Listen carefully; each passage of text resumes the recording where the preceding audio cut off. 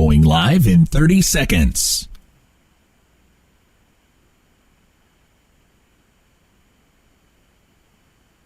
Live in 20 seconds.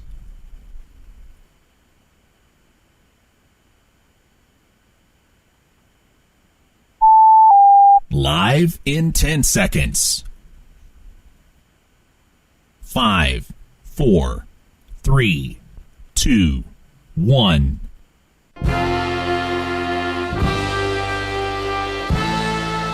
And now it's time for Powell County Pirate Sports on the Powell County Sports Network. For a full list of games to be broadcast, the platforms those games will be broadcast on, and the sponsors that support this event, please visit listenlikealocal.com and click on the Powell County Sports Network banner on the home page.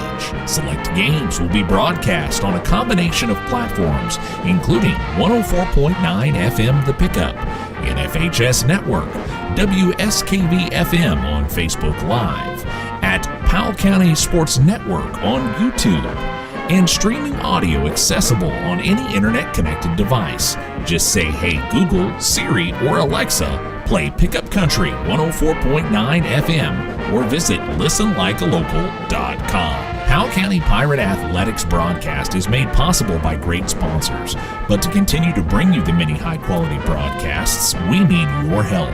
If you own a business or are part of an organization, church, or nonprofit and would like to support the broadcast of the Powell County Pirate Sports while promoting your brand to loyal listeners like you, just give us a call, 606-663-2811. Don't forget, you can directly support Powell County Pirate Athletics by purchasing an annual subscription to the NFHS Network at nfhsnetwork.com.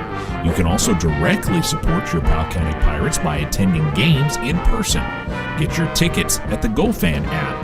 You can also find links to NFHS Network and the GoFan app at the Powell County Sports Network page at listenlikealocal.com.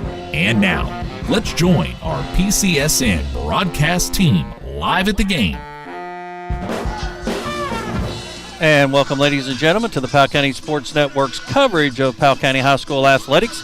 Ken Simon, along with David Faulkner, Ethan Moore, our videographer and technical support, and Nevaeh Bridgman back in the studio with you here on this Wednesday evening as the Powell County Pirates facing off against the Perry County Central Commodores in the boys' 14th Region Baseball Tournament here at Wolfe County.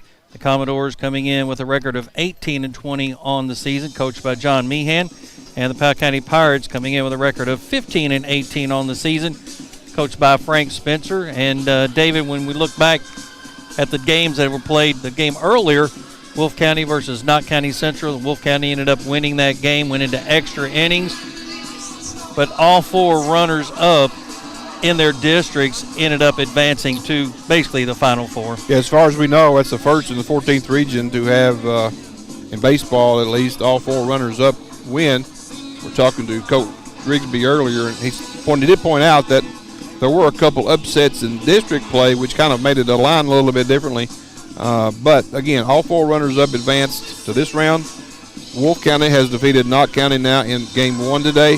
That was an extra inning contest, 2-1. Heck of a ball game. If you missed that one, you missed a game. Again, a lot of anything you wanted in that game. A lot of pitching, and teams had to pull their pitchers because of max pitches, player ejection, all kinds of stuff happened during the game. But it was definitely a really good game, well-played game by both teams. Came down to decision, I guess, by Knott County to load the bases and pitched the next batter, and he got a base hit, scored the runner easily from third. Obviously, you guess in hindsight after the game, why did we walk that runner and put a runner on third? I mean, I probably wouldn't have done that either. I'm not sure I knew the batters well enough to make that call, but it's hard to second-guess a coach when he has more info than I do. But, again, putting a winning run at third is a tough one.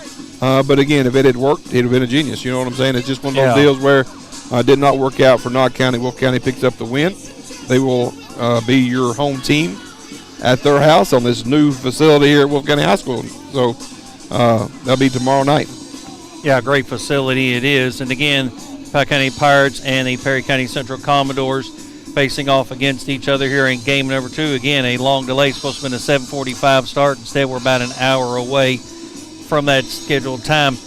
Back during the regular season, these two teams played against each other. Powell County ended up winning 3-2. But the interesting stat in that is that the number one pitcher for Perry County Central, Devin Gayhart, pitched 6 innings, comes out. They put in a reliever. Powell ends up scoring the 3 runs, basically to win 3-2. Right. The second time around, though, the Pirates face off against the Commodores. And Gayhart. And Gayhart as well. Complete game, shutout. They win 10-0. So under those circumstances, we will not be seeing him as far as pitching here tonight. He's reached his pitch count, I believe, just based on the way that it was out through on tomorrow. Monday. I believe. Yeah, he went his limit on Monday. He cannot pitch tonight. That was the scenario for a lot of these teams going into round 2. Powell County the other day went a little bit of a gamble mode, pitched their number 3, came out victorious over Breathitt County, and that pays off for tonight. You can go with your number 1, Lacey Dickin. Lacey is the one pitcher they haven't seen a lot of for Perry Central.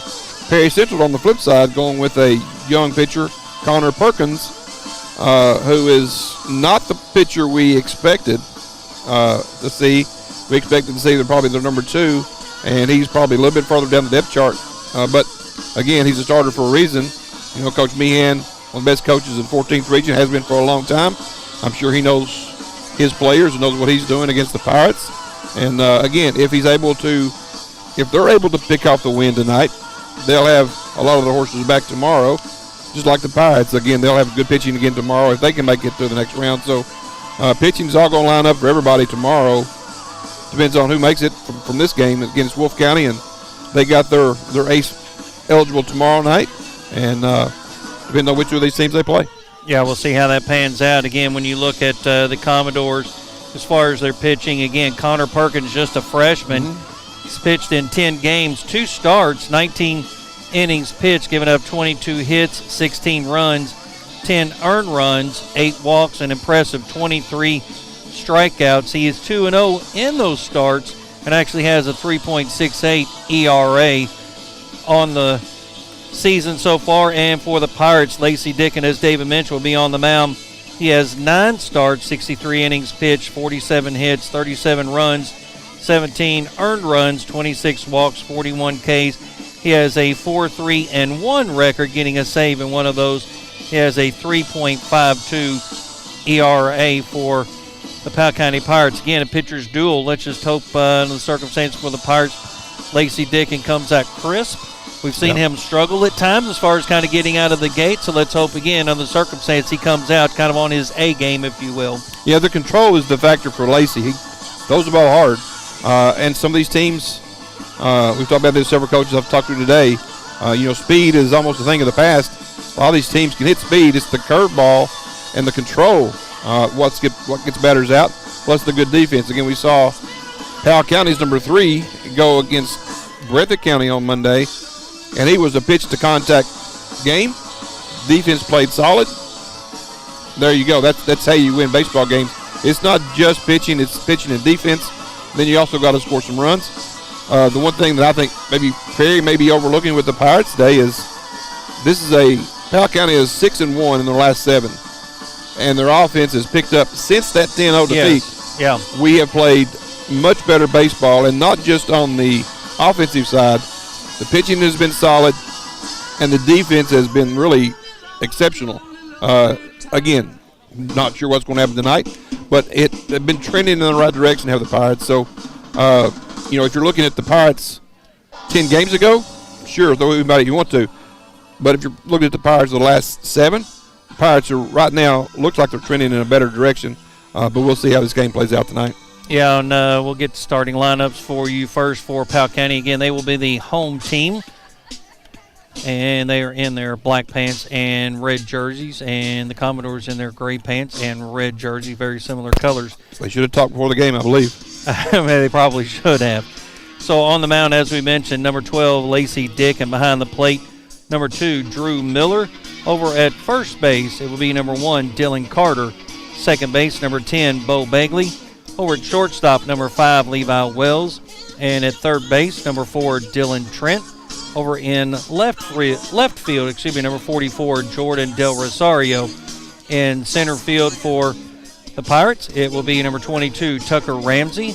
And in right field will be number 9, Kane Knox. Kane Knox is actually the designated hitter as well, as he'll be coming in for Dylan Trent as far as doing the hitting at this point. Yeah, it'll be the DH for Trent, as Carter Powell will be back in right field.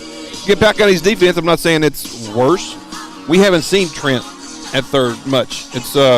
But it's been Del Rosario playing third when Dickin pitches. It's the first time we've seen Trent, but Del Rosario's back in his normal left field position. You would think if there was a switch there, Dylan is an exceptional outfielder. We would have a really good outfield if all three of those guys are out there and Del Rosario playing third. But for whatever reason, the coach wants to go this way, and Coach Pincher knows his players much better than I do, but it's the first time we've seen that. So for Perry Central, it'll be number 7, Derek Fields. He'll play in left field. Number 6, Tate Watts. He'll be in center. Number 10, Mason Sumner. He'll be at first base. Number 2, Devin Gayhart. He'll be at third base. Number 4, Jeff Hancock. He'll be in catching. Yeah, I wrote down wrong on my book here. And then Parker Maggard will be the shortstop, number 11. Corbin Wooten will be in right field. He's number 19. It'll be Parker Collette. Hope I said his name correctly. He'll be at second base wearing number 26. And number 5, Connor Perkins. He'll be doing your pitching for Perry Central tonight. Again, there are other pitchers that they do have. They can go to Parker Maggard. He would be probably the next choice. And Mason Sumner. Those two guys are in the lineup. They'll be able to go to those two guys if they need them to do some position changes. And for the Pirates, Powell County really only has one pitcher to go to tonight other than Lacey. That's Kane Knox. Unless they go down to really inexperienced pitching on the season. But so to me, depth in pitching tonight. Give hands to Perry Central. Offensively, Perry coming in at a team batting average of .277. Powell County coming in at a team batting average of .247. But I will say that .247 batting average is up about 20 points in the last 7. So, again, team is trending in the right direction. So if you look at this game on paper, Perry Central probably your favorite. But we don't play them on paper. We were talking about somebody a while ago. You don't play them there. That's not where the game is played. So far, this tournament has not been anything you would have expected. Everything that was expected so far hasn't happened. Again, you had 4 runners-up wins. You had I don't know if it's an upset or not between Knott and Wolf. That was a really good matchup. I thought Knott may be a notch above in RPI. Other than that, that was a fairly even play. Wolf County playing on their home turf, I'm sure, had a little help on that as well. Yeah, and actually not had their opportunities. Yes, they right? did. They had excellent opportunities for themselves to get some runs across. Unfortunately, they came up on the short end. Had a player that was thrown out at third base from a throw from the catcher right at that point. Just a player just not necessarily paying any attention at that point. The next batter gets up, hits one out to the outfield, and at that point, tagging up, right, potentially you end up scoring the run and you end up winning the game. But again, things play out differently, and you never can tell. We also had a player tried to score from second base on a hard hit ball to left field, and I was talking to Coach Rigsby before we come out here, and he said he would not have sent that runner because he knows the kid in left. Obviously, coached at Wolfgang last year. He knows these kids, but he had him out, probably 12, 15 feet at the plate, and there was a collision at the plate. Player was actually ejected for a malicious contact. I thought it was a good call. We didn't attempt to slide. He literally you don't have to slide, but you can't raise those arms. Well, that's the key. Exactly. And at that point, though, he potentially should have slid. Instead, he comes up lifting those arms, and obviously you're trying to knock the ball out of the catcher's glove. But at the same time, correct. Yeah, at that point you can't do that. You can't come in like a linebacker. Yeah. You don't think you're actually going to take somebody out under those circumstances. Yeah, the old days of Pete Rose bowling over Ray Fosse, even in this league. Definitely you can't do it anymore at the major league level. Can't do it here either. Again, that rule's been around in high school for a long time. They went with the slide rule there for a while.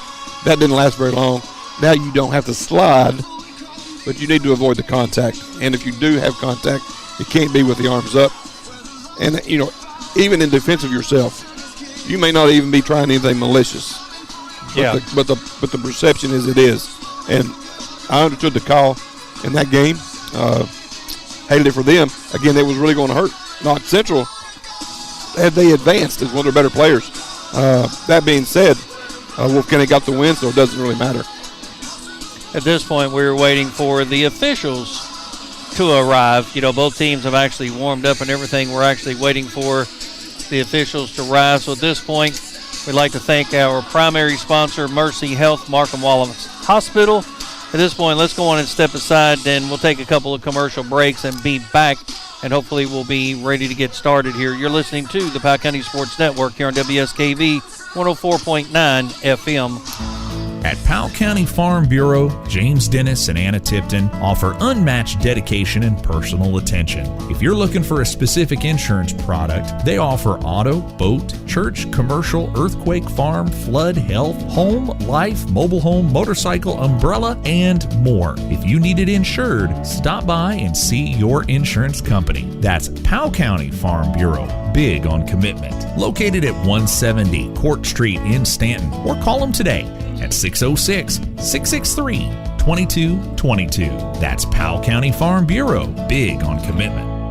In Kentucky, we understand what matters: family, friends, community. But sometimes we hurt. At Mountain Comprehensive Care Center, we believe in hope, and Mountain's behavioral health professionals want to be there for you every step of the way. Together, we can overcome the challenges of depression, PTSD, addiction, and so much more. You are not alone. Call Mountain Comprehensive Care Center today at 606-663-3336 or visit our Stanton Clinic at 369 North Main Street. You're listening to PCSN.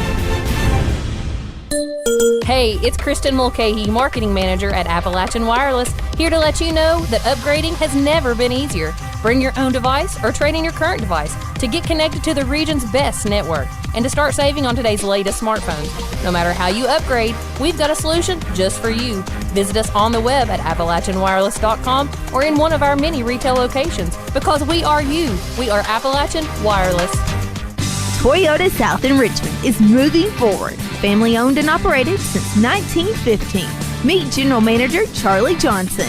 I was raised right here in Powell County by my grandparents. They taught me to be honest and treat others with courtesy and respect. And that's what you can expect from me.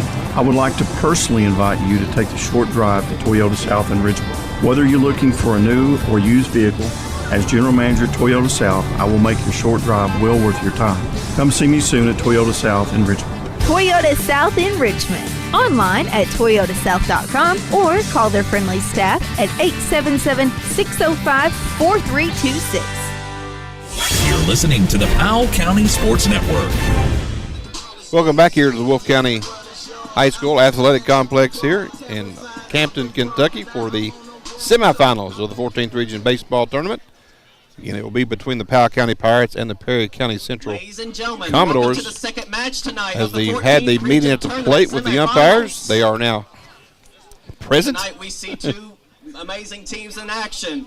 The Perry County So Commodores they're going to introduce the starting lineups, I will believe, as they have been doing for the tournament. Now for the starting lineups. And then tomorrow night again will be the championship game between Wolf County, and the winner of this game will be in the championship game tomorrow. Winner of that will advance to the state tournament. So it's a big game here for these two. Yeah. Wolf County now waiting on a big game for them tomorrow. Yeah, and the fact that Wolf County, obviously, with the new facility here, right, all of a sudden to get to that championship game, regardless of what happens as far as Wolf County going forward, they've really shown out well as far as, again, this new facility here. Listen, as far as the playing facility and the just surrounding here, it is absolutely phenomenal look to it. I just really, I like it. I know there's some people that like old school, like the dirt infield and or grass infield, dirt running lanes, grass outfield.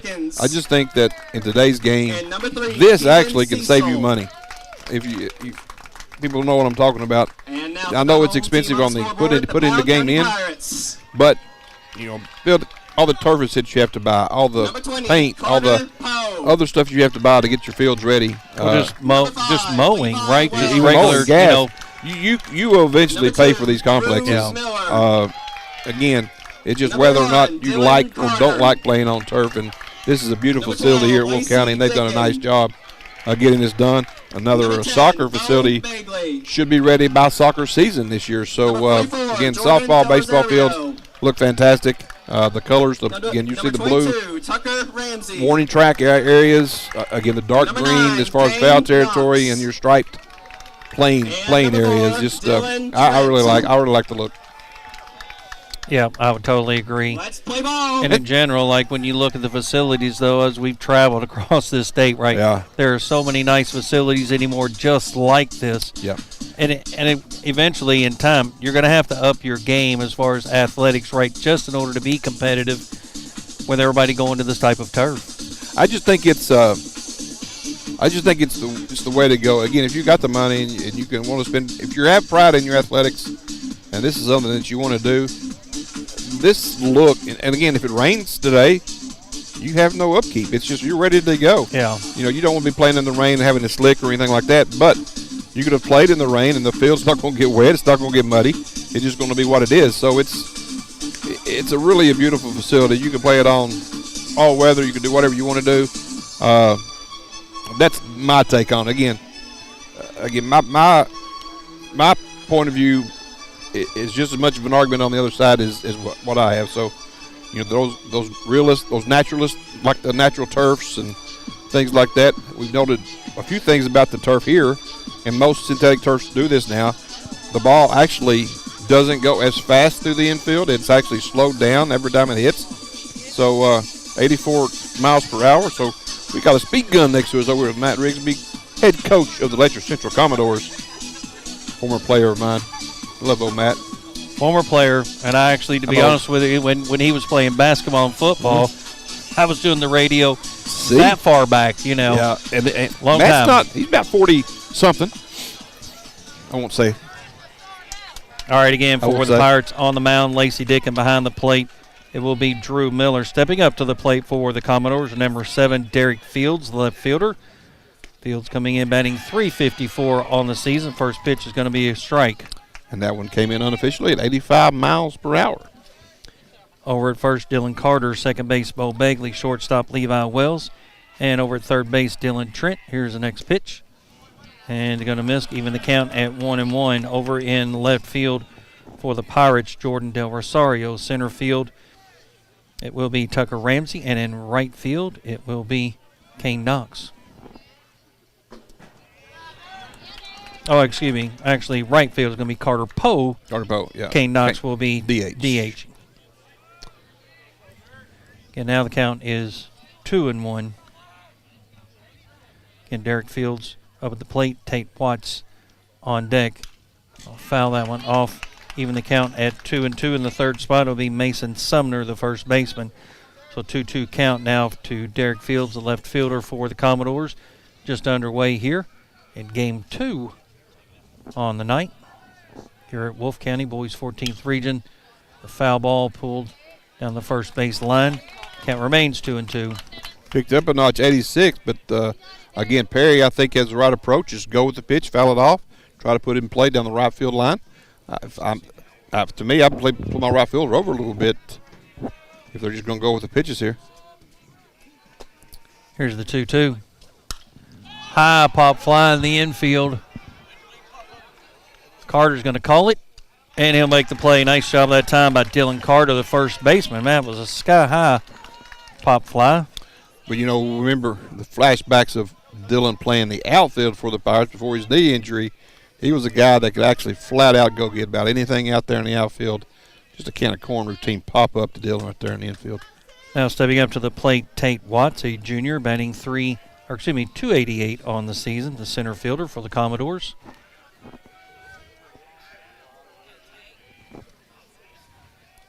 Comes the first pitch from Dickin. There's going to be a called strike. Got that curveball in there at 71 miles an hour, so big difference between the fastball and curveball. 14, 15 miles an hour difference in the two pitches. So one out, top of the first. Here's the pitch. There's a called strike. Beautiful pitch there, coming on the inside corner after going with Curveball away, inside fastball. Nice pitch there by. 0-2 now the count to Watts. Lacey Dickin on the mound again for the Pirates. Here's the 0-2. There's a strikeout. Nice job that time on 3 straight pitches. Actually, he did foul one off, didn't he? No. Did he? Was that the last? Could have been the last. Last batter fouled one in right field, yeah. Brings up Mason Sumner to the plate, batting .320 for the Commodores. 19 walks, so he does have a good eye at the plate. He'll make Dickin work if he needs to. Another junior for the Commodores. Here's the pitch. Swing and a miss. Strike one. Best fastball of the night right there at 86 miles an hour. On the swing and miss. A little tardy. 0-1. Dickin is set. Here's the pitch. Oh, nice. Yeah, nice. Nice curveball. That's hard. That's a big gap between the fastball and the curveball. It's talking about getting velocitized real quick. Sounds like a word. It is, I think. I'm going to use it as one. Here's the pitch. And a miss love the on location. The outside. Was outside, but love the location there. Getting to chase. There for a while, David and I, along with Ethan, were having the word of the game, but, velocitized, maybe that's going to be our word. It's our old one. We've had that one before. We have. 1-2. Swing and a miss. They'll get back-to-back strikeouts. They'll go 1-2-3.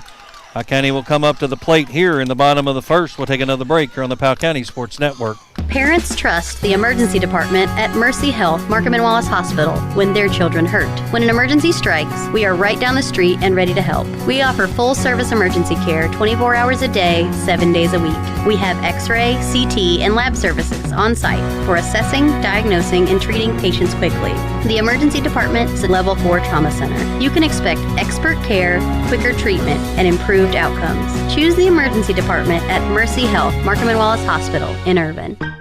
Allen's Hardware is a hidden gem in Clay City and known for their dependable down-home service. Visit Allen's Hardware at 30 Black Creek Road and you'll find Valspar paints, Echo Power Tools, electrical supplies, septic system accessories, key cutting services, and even U-Haul rentals. That's Allen's Hardware at 30 Black Creek Road in Clay City. To find out more, call 606-663-1122. That's 606-663-1122.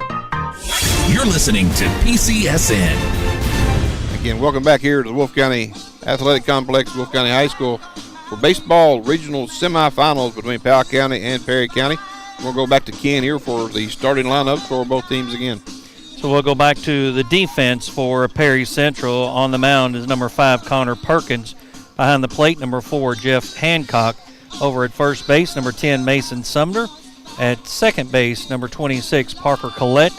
At shortstop, number 11, Parker Maggard. And over at third base, number 2, Devin Gayhart. In left field, number 7, Derek Fields.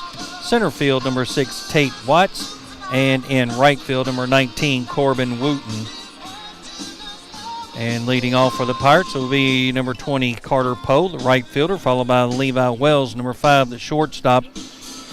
In the third spot, number 2, the catcher, Drew Miller. And in the fourth spot, number 1, the first baseman, Dylan Carter.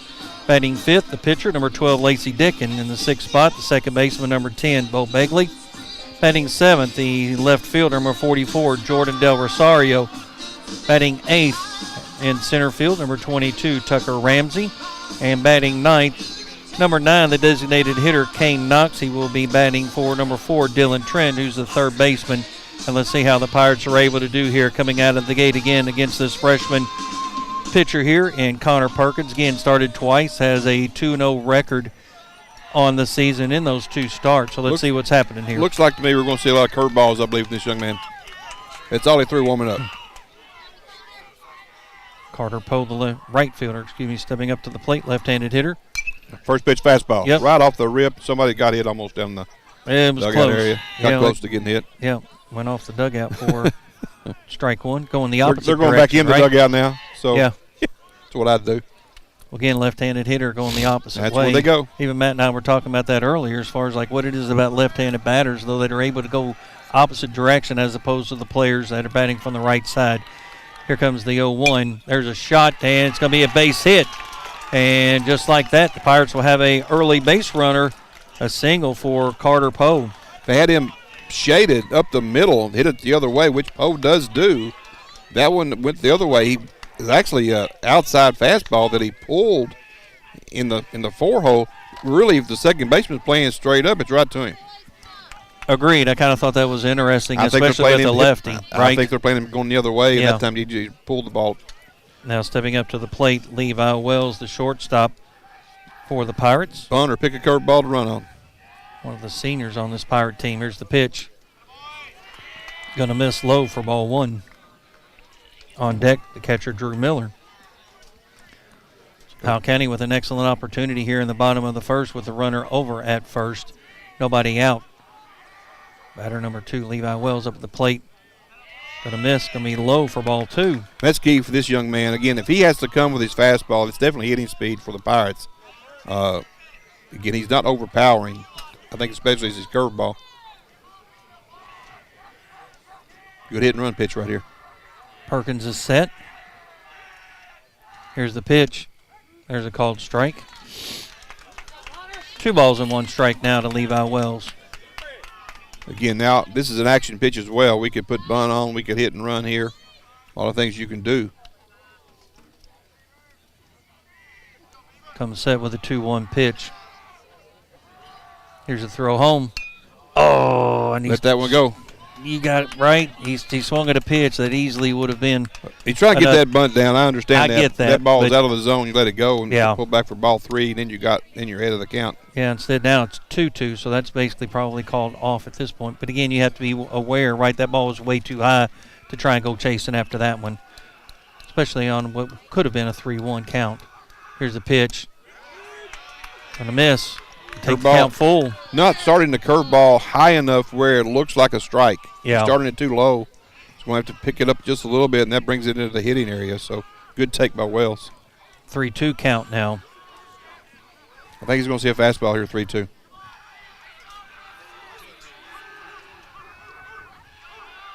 Long time coming. Here's the pitch. And he got a curve for a walk. So now the Pirates have a runner at first in Wells with the walk. And a visit to the mound and by Coach Meehan. Carter Poe down at second, who had a leadoff single. We may see an early pitching change right here. We'll see. It's an interesting call nonetheless, right? At this point, you're going with a freshman, right, with only 2 starts. Even though he has a 2-0 count, that's a lot of pressure to put on a freshman, right? It is, and they're staying with him right here. So Powell County's players have come all the way over here to the side, talk to Coach Begley. They're going to have to go all the way back now to their positions. Their places on base. Now you've got Drew Miller, arguably probably the second hottest hitter on this team other than Carter Poe. But Miller coming into the game at 350, he has been on a little bit of a tear with the bat. So this is the guy really you want up. Now, do you put a bunt on to move these guys to second and third with Miller, who's got good speed, but he's got a hot bat? What's the call here, Coach? I'm swinging away. At least the first pitch give him one swing? I would agree, yes. I think he's too hot to not let him at least attempt that opportunity, he's bunting. Right? He is. He's squaring up. He's choked up on that bat a lot. Yep. At least he's going to show bunt. He may go slash. Oh, and he's going to get How about a hit by pitch? Yep. That might work too. Okay, now well, Coach Meehan back out again. This will be a pitching change. So that's going to load the bases up for the Pirates. Carter Poe down at third as he had a leadoff single. Already called for his change. Levi Wells with a walk and then a hit by pitch by Drew Miller. And David's exactly right. We will have a pitching change and can't catch the number there, but we'll have it when we come back. We'll take another break here on the Powell County Sports Network. What makes Whitaker Bank uniquely Kentucky? It's our promise to be more than a bank. We're your partner in growth, success, and community. From personal banking to business solutions, we're here to guide you through today's opportunities and tomorrow's challenges. This is Angie Rogers. I'm a loan officer at Whitaker Bank in Stanton. If you would like to learn more, give me a call at 606-663-2283. Whitaker Bank, uniquely Kentucky, member FDIC, and equal housing lender. At Wells Funeral Home, we have years of experience caring for families from all walks of life. Each family comes to us because they know we are leaders in our profession, dedicated to excellence in service, and have the highest integrity. Life is full of opportunities to show someone we love them. One such opportunity is the funeral or memorial service. Such a loving event celebrates the choices they made, the relationship you shared, and honors the memory of your loved one. Together, we will create a fitting and memorable event. Contact us today to discuss the possibilities. Call 606-663-9480 or visit us at 777 West College Avenue in Stanton. You're listening to the Powell County Sports Network. Welcome back here to the Powell County Sports Network's coverage of the Powell County Pirates at the regional tournament here at Wolfe County High School. It will now be Parker Maggard, another freshman, but he is their most experienced pitcher as far as most innings pitched. He's got 54 innings pitched on the season. He's pitched in 13 games, 9 as a starter. He's given up 67 hits and 43 runs, 29 of those earned, 17 walks on 49 strikeouts. He's 5-4 on the season with a 3.76 ERA. Again, that excludes a couple games that they didn't have in their stats report, so that could be varied by a few. But, again, he has thrown more innings than anybody else on the staff of Perry Central. So, again, he's probably – this is the kid that I thought they would start with versus going to. But now with the bases loaded here in the first, and the way I think the way that Dickin looked on the mound. Yeah, this is something right. You have to do right here. Yeah. Dylan Carter will come to the plate now with an opportunity here to really put a dent and put Powell County up early here in this one. Left-handed hitter. See what he's able to do again. He's had 264. He's had a hot bat here lately. Yeah, when I say 264, folks, he was in the 100s for a lot of the season after his knee injury when he came back late. So he got that batting average up fairly quickly. Here's the pitch. And a miss on the outside for ball one. Again, Perry Central staying with the breaking ball. So the bases are loaded for the Pirates here in the bottom of the first, still scoreless. Nobody out. Single in the outfield would go a long way. Chopper right up the middle. Going to get one, throw to first, and they'll get the double play, but we'll get the run. We'll at least get one run across. That'll be Carter Poe. That will send Wells down to third. And unfortunately for Dylan Carter, hit into a 6-3-2. Just a 6-3. 6-3, and then he ended up.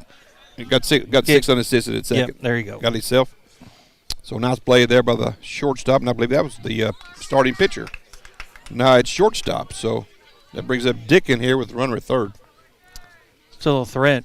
Again, he's had a pretty good bat coming up here lately as well. Here's the pitch. Swing and a miss. Over top of that breaker. Lacey Dickin, a junior, coming in.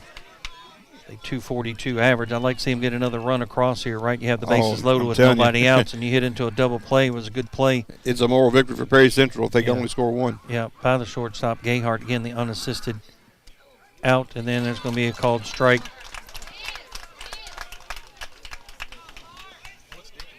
Again, he gets the unassisted out, and then the 6-3 ground out on the double play. That was a big play defensively for the Commodores. Routine also. Yeah. Come on, Lacey. Just need a single in the outfield. Oh, he stays alive. Stepping in the bucket just a little bit instead of going to the pitch, trying to drive it the other way. Now he's got 2 strikes. Hope he has a 2-strike approach here. That was basically just to keep alive, right?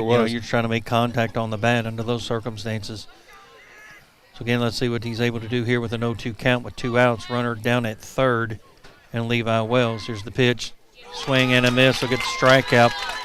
Pirates will at least get one across. They'll not get any more. They'll leave one stranded. We'll take a break here and come back.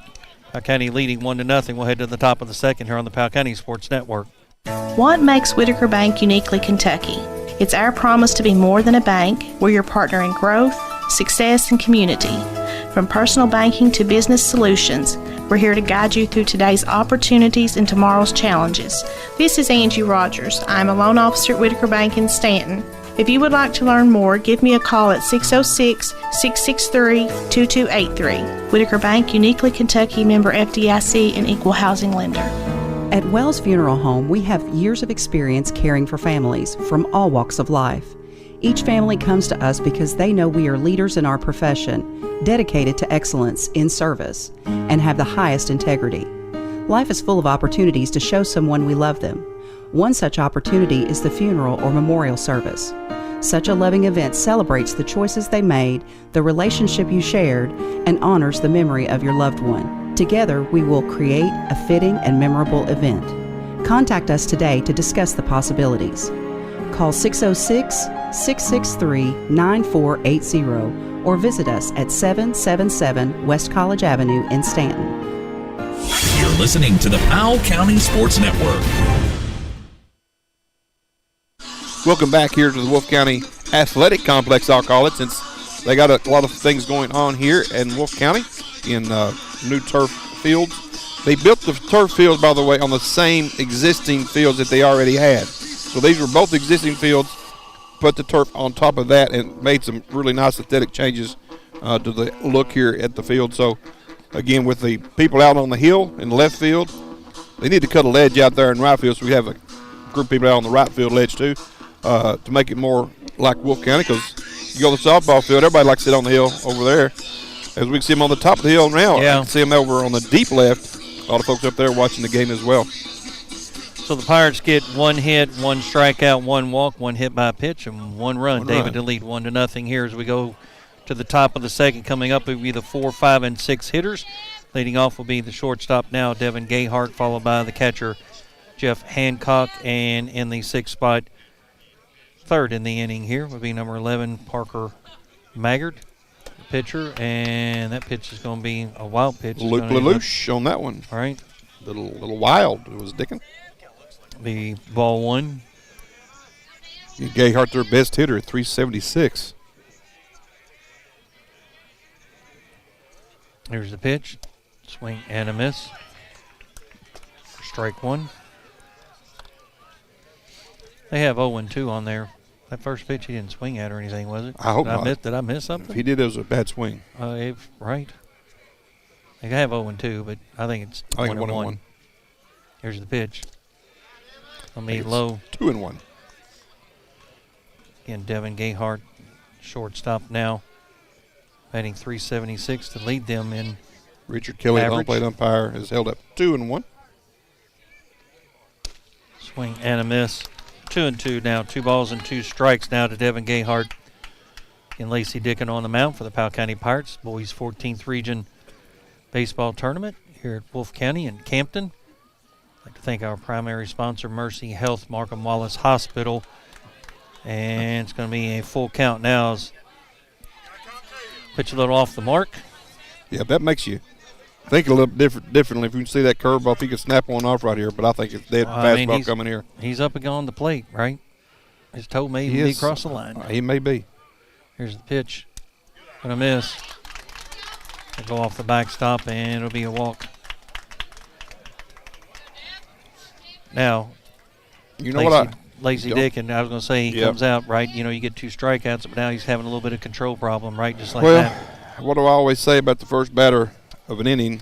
Well, let's not say it this time. Well, it scores about 75% of the time. Well, I know, but let's not say it this time. I say it every time. I know you do. And it can be true. Yeah, well, I mean, you know. Yeah, it can be true. Not always, but it can be true. Hancock's coming to the plate now. He also, not as far on the line as the previous batter, but he's inside as well. Squares around. Back at us, overhits. Squaring to bunt.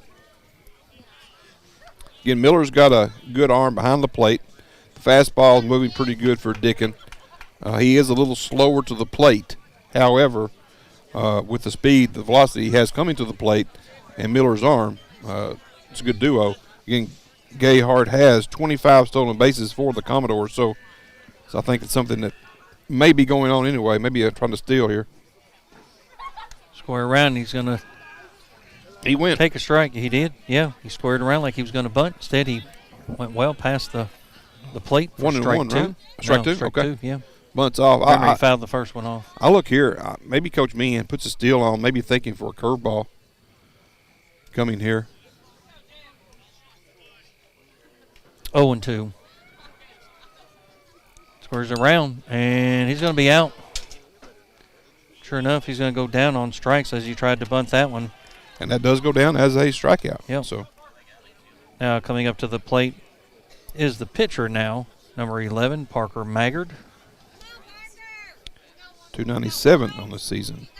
He's got 12 hit by pitches, Ken, so he's not crowding as bad as previous batters, but these guys like to stand on the plate. Back on, he does the same thing. 1 out now. Swing and a miss for strike 1. Again, you got a runner over at first, and Devin Gayhart. Count went full, and then he ended up getting a walk. Then the next batter in Hancock struck out on a foul ball, tried to bunt. And now Maggard 0-1. Foul that one off 0-2. A little tardy on that pitch as well. Coach Spencer signaling to his players, maybe changing position, repositioning some people. Now calling the pitch. 0-2. Here's the delivery from Dickin. It's going to be low. He's going to miss for ball 1. It's a good miss, though. Yeah, it was a good miss, yeah. Yeah, that's one he's not going to hit it. If you could ever get that call, you could make some money pitching. Same time, though, obviously you're just trying to just keep the batter kind of guessing, right? Trying to throw one low and away, see if he goes chasing. He'll probably come back up and in here, or maybe thought they'll throw a curveball. 1-2. Runner goes. Going to be close. Oh, and unfortunately we don't make the grab. I think he would have been safe regardless. I hope the player's okay at second. I think he actually slid into Wells' leg. Or glove. I think he kind of got tagged with the glove maybe. So stolen base. Yep. Regardless. Yes. I know. Again, we've been around each other long enough you can finish each other's sentences. Yeah, again, the throw, we talked about this earlier with the balls on the ground balls being slowed down by the turf. Yeah. So are the throws. Yeah, because it took a hop and actually kind of went off to the right just enough. But now runner in scoring position. I have 2-2 count, swing and a miss, and he'll get the strikeout. Nice job. Back-to-back strikeouts now for Lacey Dickin. It's going to bring up the number 7 hitter in the lineup, number 19, Corbin Wooten, the right fielder. Corbin Wooten batting .063 on the season. Left-handed hitter. I think I'm looking at the right line. Freshman. That's what I was wondering, as far as like what shows grade level 43 strikeouts on the season, so put a bat in the man's hand, though, they're dangerous. Here's the pitch. Swing and a miss. I'll tell you what. Strike 1. He's got a nice swing for a guy batting .063. It's the lefties. Left-handed hitters, again, to me, just seem to have a more natural swing. I don't know what it is about it, but it's difficult. They've all got a little bit of an uppercut, right? Yeah. Here's the 0-1. 0-2 now. Back-to-back swing and misses. The one thing about that long, loopy swing is if you can throw a fastball up, they can't touch it. Fastball down, maybe they may get lucky every now. I think a fastball up right here is what you need. You can't catch up. 0-2 the count now to Wooten, the right fielder. Left-handed hitter. Runner at second for the Commodores. Going to miss. Nice job that time by Miller, though. He didn't get the call, but he framed it up really well, didn't he? Kind of held it there just enough. Yeah, but how many times we had Mr. Kelly behind the plate? There's been a bunch this year, so definitely familiar with our pitchers, our players. We're familiar with him behind the plate.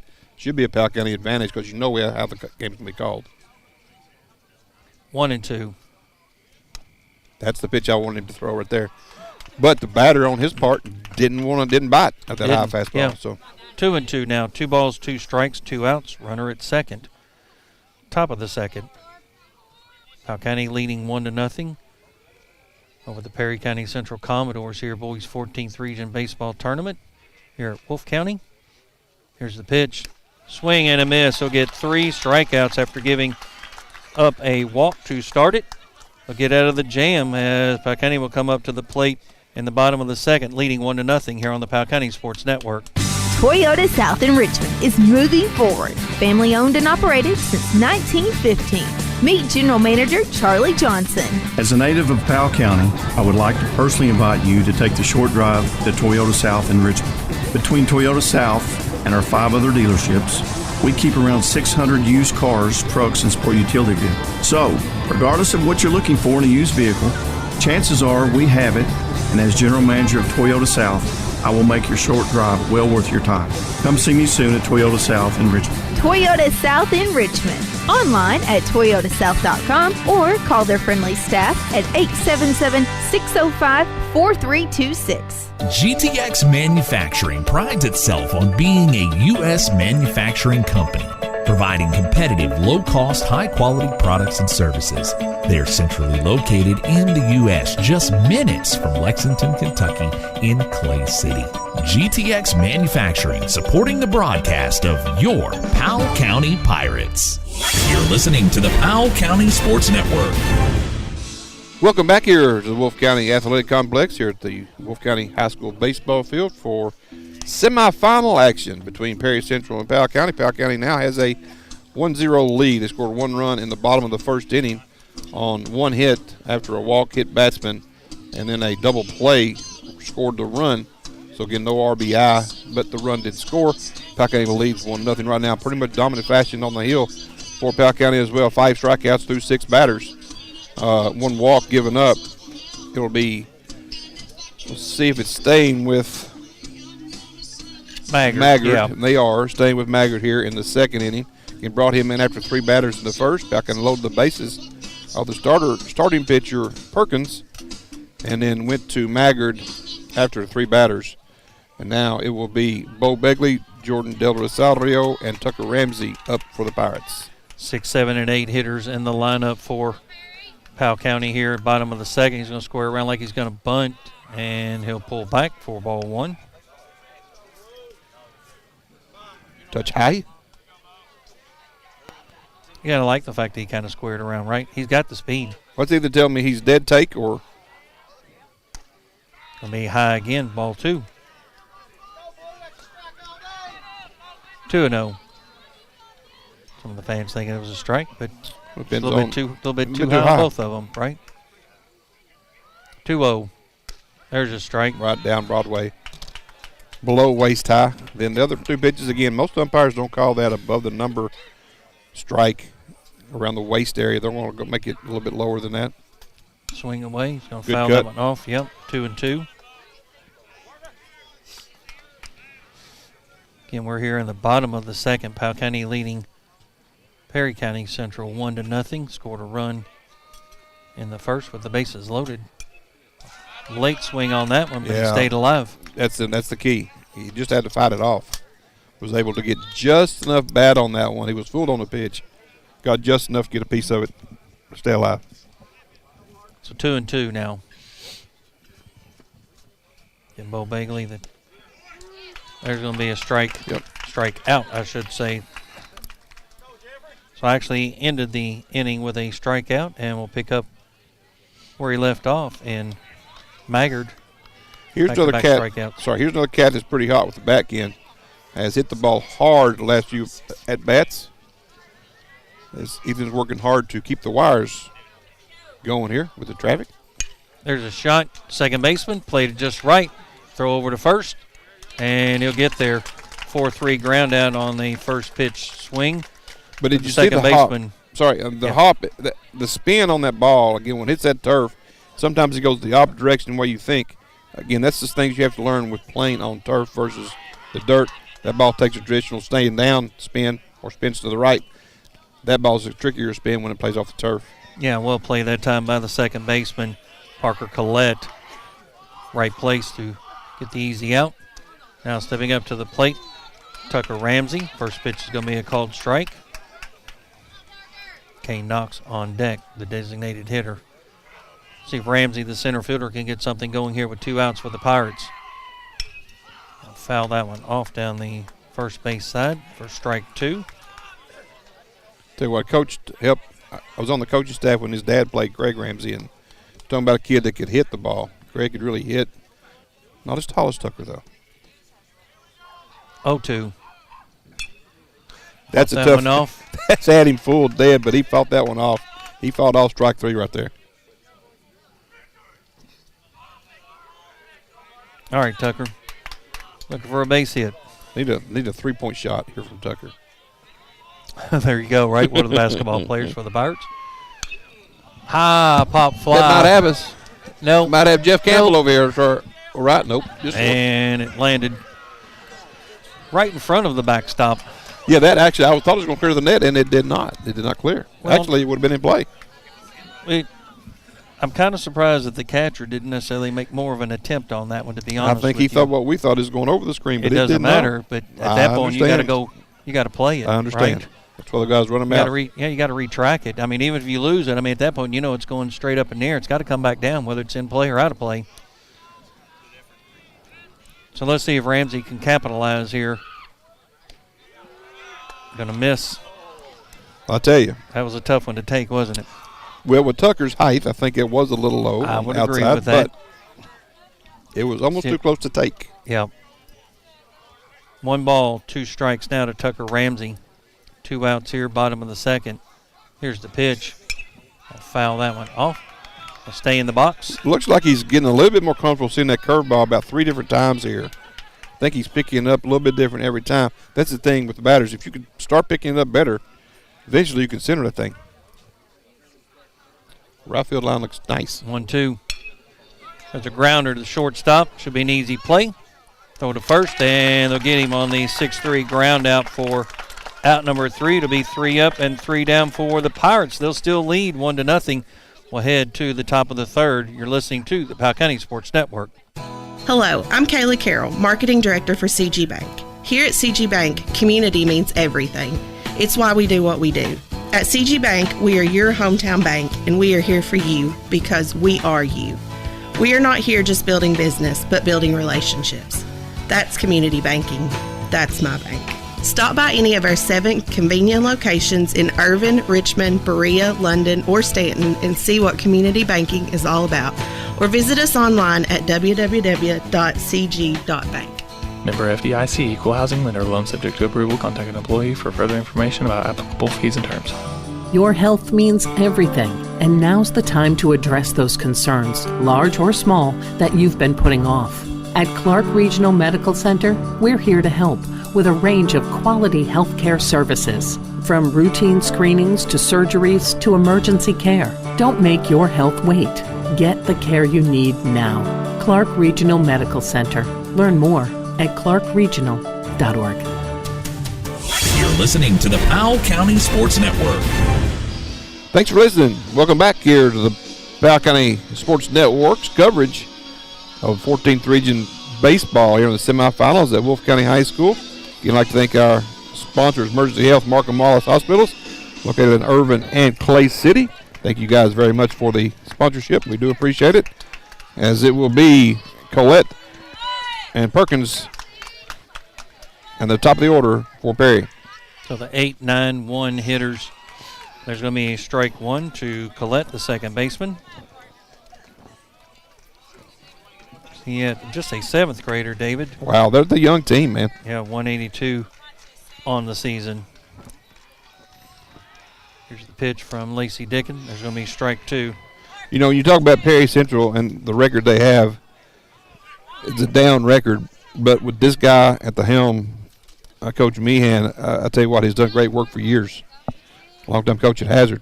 Here's the 0-2. Swing and a miss. He'll get the strikeout. That is 4 consecutive strikeouts, David. 6 in the game. And 6 in the game. Connor Perkins coming to the plate. He was your starting pitcher for Perry Central. Pulled after 3 batters. Perkins on the season at 286. Batted here in the 9-0. 1 out. Swing and a miss for strike 1. I will say this. Ethan has tried and tried and tried and is still trying or whatever else, trying to make things happen over here. The camera that's actually on us, I've determined, David, we've actually broke it probably. Saw my ugly mug one too many times. Yeah, we probably broke the camera. He's going to foul that one off and out of play, and it will be. Dylan, you need to climb the fence, buddy. Climb the fence. So me strike 2. Ball came back into play, so Dylan's got to. I will say I loved doing that when I played outfield. I loved Climb climbing the wall, the fence. climb I the fences. did. I loved doing that. Whether I caught it was a whole different story, but at least Looked tried to make like- that looked fun, play. Yeah. It's entertaining. 0-2 now is the count with 1 out here. Connor Perkins, the third baseman now for the Commodores up at the plate. Here's a pitch by Dickin. He's going to foul that one off. Count will remain 0-2. Just a friendly check swing foul ball, just trying to protect. Trying to get something he likes better. I'll tell you what, to get this thing centered up, Dickin's throwing the ball pretty well tonight. Stay in the range of 83 to 86 on the fastball. An 0-2 count. Here comes the pitch from Lacey Dickin for the Pirates. Swing and a miss. Will get another strikeout for out number 2. That is 5 consecutive strikeouts and 7 out of the last 8 batters that were faced by Lacey Dickin. This is the only cat he hadn't struck out right here. Derek Fields be coming back for his second time.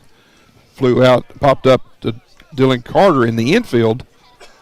Actually about 10 feet away from where Lacey Dickin is pitching from, where the ball wound up. So we'll see if Fields can make contact again here to break that streak.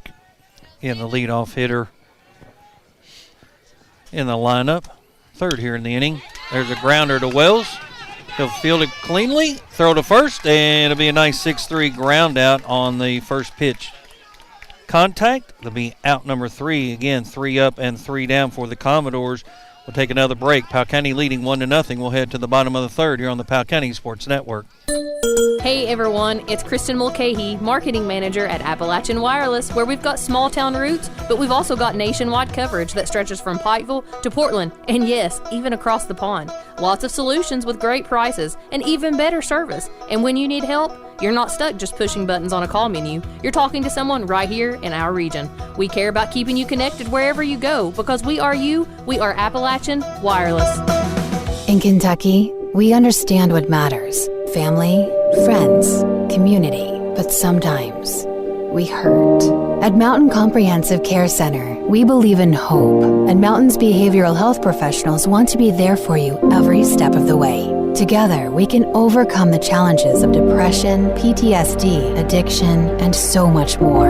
You are not alone. Call Mountain Comprehensive Care Center today at 606-663-3336 or visit our Stanton Clinic at 369 North Main Street. You're listening to PCSN.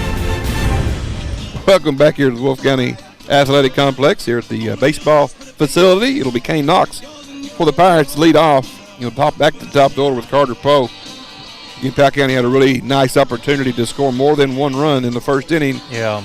But changed pitchers, ground ball double play, and then a strikeout, I believe.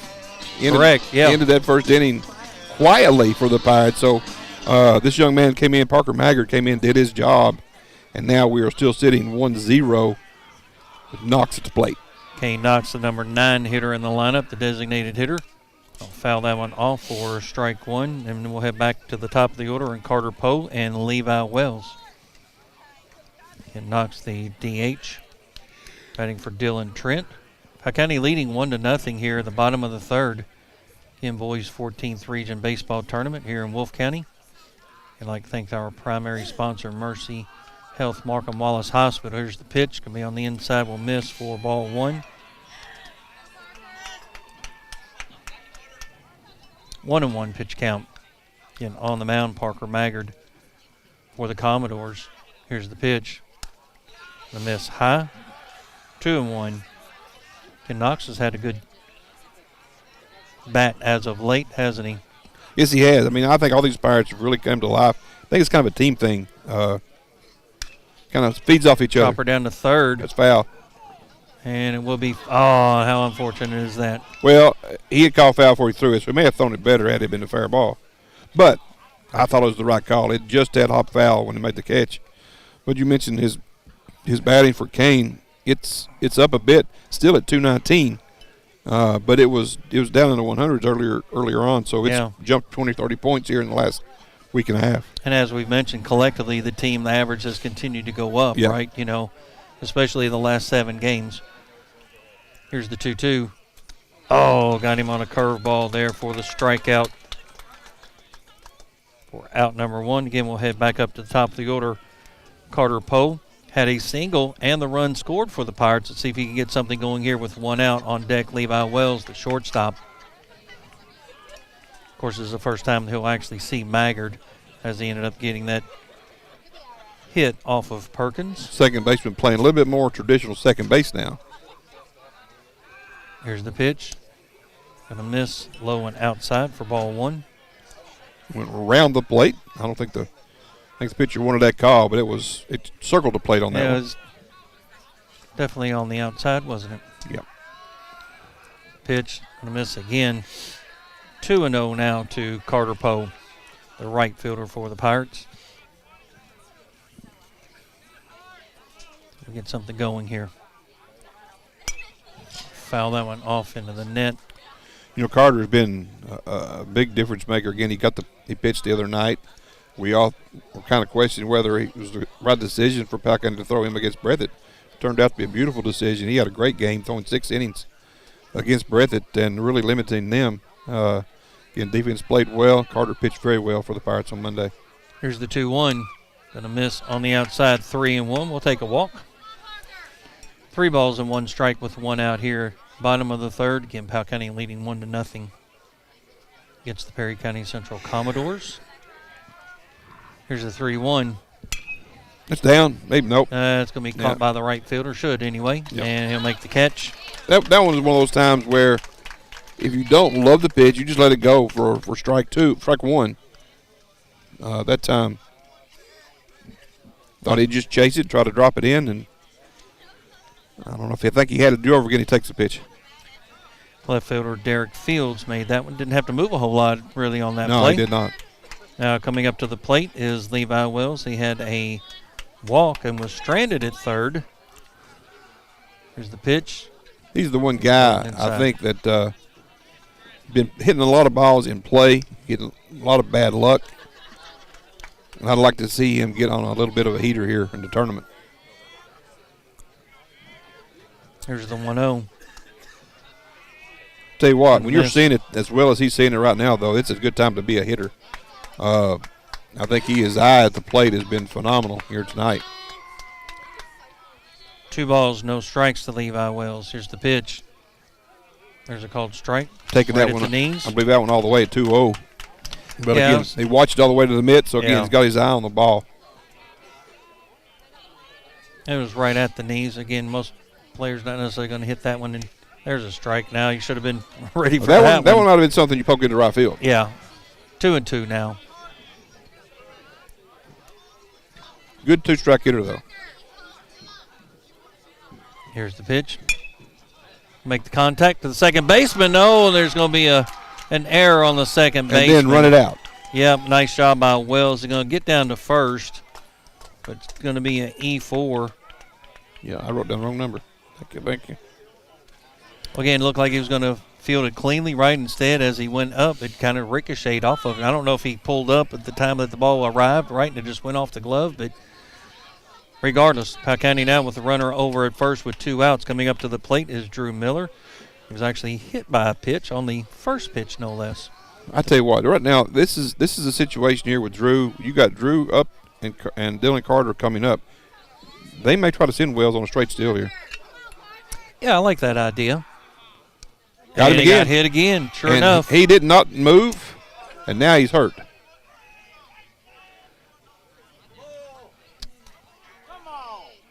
Yeah, that hurt right in the elbow. Second hit by a pitch. Well, on the first pitch. He's going to go down to first. That'll send Wells down to second. He's going to walk it off. I'm telling you what. I think he didn't move on purpose. He was going to go ahead and take one, but I don't think he meant to get hit where he got hit. That one caught him, I think, flush right on the elbow. Yeah, it did. Perry Central's coach is questioning whether the helmet coming off dictated an out, and by the book, it can. So they questioned it. The umpire said no, and I'll tell you what, it's a iffy call. Well, you know, there's a rule for a reason. Yeah. We'll take it. Gonna give him the benefit of the doubt. Dylan Carter now up at the plate, left-handed hitter. Pirates runner at first and second.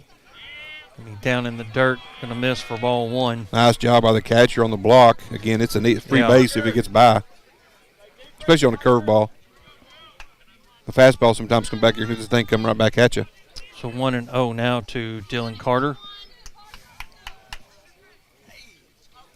Here's the pitch. Gonna miss another one down in the dirt. Yeah, nice job. It's gonna be 2-0 now. No, I want to give Carter and I understand that Carter to me is a dangerous kind of hitter right here. He's 2-0.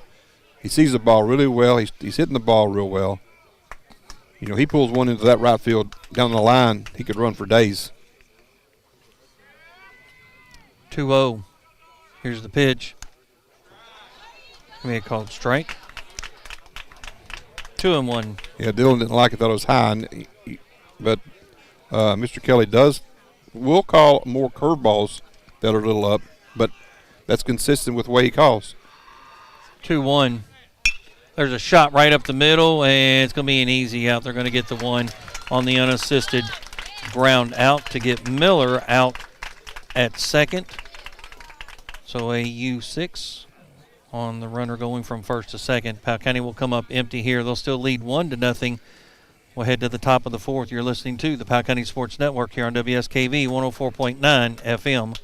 Mercy Medical Clinic of Powell County, a service of Marcum Wallace Memorial Hospital, is personal primary care for you and your family. Receive the best care from highly trained physician Dr. Julie Kennan and family nurse practitioners Sandra McCoy and Felicia Estes right here in your community. Mercy Medical Clinic of Powell County, located on Irvin Road in Clay City, is convenient primary care with same-day appointments. Call 606-663-2153 to schedule your appointment today. New patients are being accepted. Trust Mercy Medical Clinic of Powell County. Friends and family caring for friends and family. Hearn Funeral Home has been family-owned since 1939 and is currently under the direction of Hondo Hearn. They have proudly served the families of Powell County and other surrounding counties for over 75 years, helping them to celebrate with compassionate care, dignity, and respect at an affordable price. Contact Hearn Funeral Home for all your pre-planning needs at 606-663-4375. You're listening to the Powell County Sports Network. Welcome back here again to Wolf County High School at the athletic complex here. Up on the hill behind the elementary school. Again, it is a beautiful new facility with the turf. Again, softball facility also looks nice. And they're putting a new turf soccer field in as well. So quite a bit of money being spent, but I think the athletic program will really appreciate it in years to come. And it, again, opens up going into the mountains, probably with the nicest complexes in the area. So nice job for the folks here at Wolf County. Yeah, maybe one day we'll actually get something like that. Can we dream about it anyway? I'm dreaming. Yeah, let's dream about it a little bit heavier and before harder, I'm right? 70, I hope I see it. You know. Well, you got a few more years. You got a few more years before that'll happen. Yeah. Anyway, Powell County leads here in the top of the fourth inning. It will be 2, 3, and 4. Tate Watts, Sumner, and Gayhart. This is the heart of the order for Perry Central. Again, followed by Hancock if they get there. So this is the order. If you're Lazy Dickin, second time around, they've seen you once. You got to be really efficient with your pitches here. Keep on doing what you've been doing. So, again, so far, 7 strikeouts on the night for Lacey. As I don't know what's going on out there. Getting readjusted there as far as looks like jersey and everything. Want to make sure that he's, ready to pitch, right? At that point, you won't be comfortable, right? Especially when you're on the mound like that. And, we talk about Miller, and then last inning he got hit by the pitch. It was his left arm, so it's his non-throwing arm. I'm sure it'll be sore tonight. That's going to hurt. But here we go. New batter, Tate Watts. Struck out last time up. The center fielder. Here's the pitch by Dickin, and it's going to be strike one on a foul tip, I believe. It was, but I thought it was just right off the mitt. I wonder if that elbow injury is causing him a little bit later to close that mitt down. That's possible. 0-1 now. Something we'll have to watch. Here's the pitch. Going to miss for ball one. One ball and 1 strike now to Tate Watts. Just a fluke then. That one he caught pretty cleanly. So he did. 1-1. Top of the fourth. Perry County Central up at the plate. Going to be low. 2-1. And the Commodores, we got that 18-20 record. They split with the Pirates during the regular season, coached by John Meehan. Against the Powell County Pirates, coached by Frank Spencer with a 15-18 record on the season are the Pirates, as Watts will step out of the box. For the second straight time. So 2 balls and 1 strike. Here's the pitch. Gonna miss, 3-1. Timing is a little off right now for Lacey. He's a little late on his delivery, making him rush that throw. And 3-1. Slow everything back down, Lace. It's the pitch. Like that. Ooh. Tell you what, he took off down they're going to give up the walk, but, man, the batter, he pretty much was gone before the umpire even made the call, wasn't he? Yeah, it was pretty close on the pitch. I thought it was close as well. But I guess a little up. He has been consistent with the up strike. So being up Sumner, who struck out last time. Sumner again, one of their better hitters. Again, let's see what happens here. See if the Pirates can turn 2. And he's going to be hit by a pitch. Well, we talked about it before. This is the one area where Lacey may struggle at times. That is control. That brings up Gayhart, their best hitter. Walk his last time up. Now you got no outs. You have a runner in scoring position. Do you bunt here? Already Trent playing up for the Pirates. Coach Meehan does play a lot of small ball, or has in the past. I think you do. I think under these circumstances, I think that you absolutely do. With your best hitter? They don't give sacrifices down here, so we don't know how many sacrifices he's had on the season. Well, that being said, put pressure on the defense, right? Yep, and he's going to bunt it right back to the pitcher. Throw to first. They'll get the out. He'll get the job done, though. That will send Watts down to third, Sumner to second. And on the sacrifice bunt by Gayhart for out number 1 on the 1-3 put out. And that'll bring up the catcher, number 4, Jeff Hancock, struck out his first plate appearance. I was talking to my buddy on WSGS, Jeff Campbell, his wife Kim. This is their nephew. So not wishing him any luck or anything, but going to be a tough kid to get out here. Got bases, got a runner second and third. Wild pitch will score a run. Ground ball, Powell County playing in. Yep. On the left side at least, in the corner. Begley the only one playing normal. There's a ball. Struck out his first plate appearance. See if Lacey Dickin can repeat that with 1 out here. And the Commodores with runners at second and third. Here's the pitch from Dickin. Going to miss again. Lacey's rushing. He is rushing his delivery with the runner on base. I would agree. He is. Yep.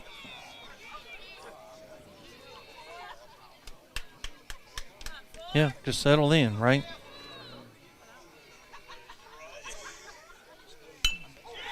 Right back. They'll get the run, and they'll get the out. So the sacrifice on the squeeze there. That will bring in Watts for the run. Sumner will go down to third. And the sacrifice bunt on the squeeze there for out number 2. RBI to Hancock. Oh, well, I'll tell you what, one of the things on that play was that he did it 2 consecutive times, and I'm talking about Dickin. Never looked at the runner at third either time. No, sure didn't.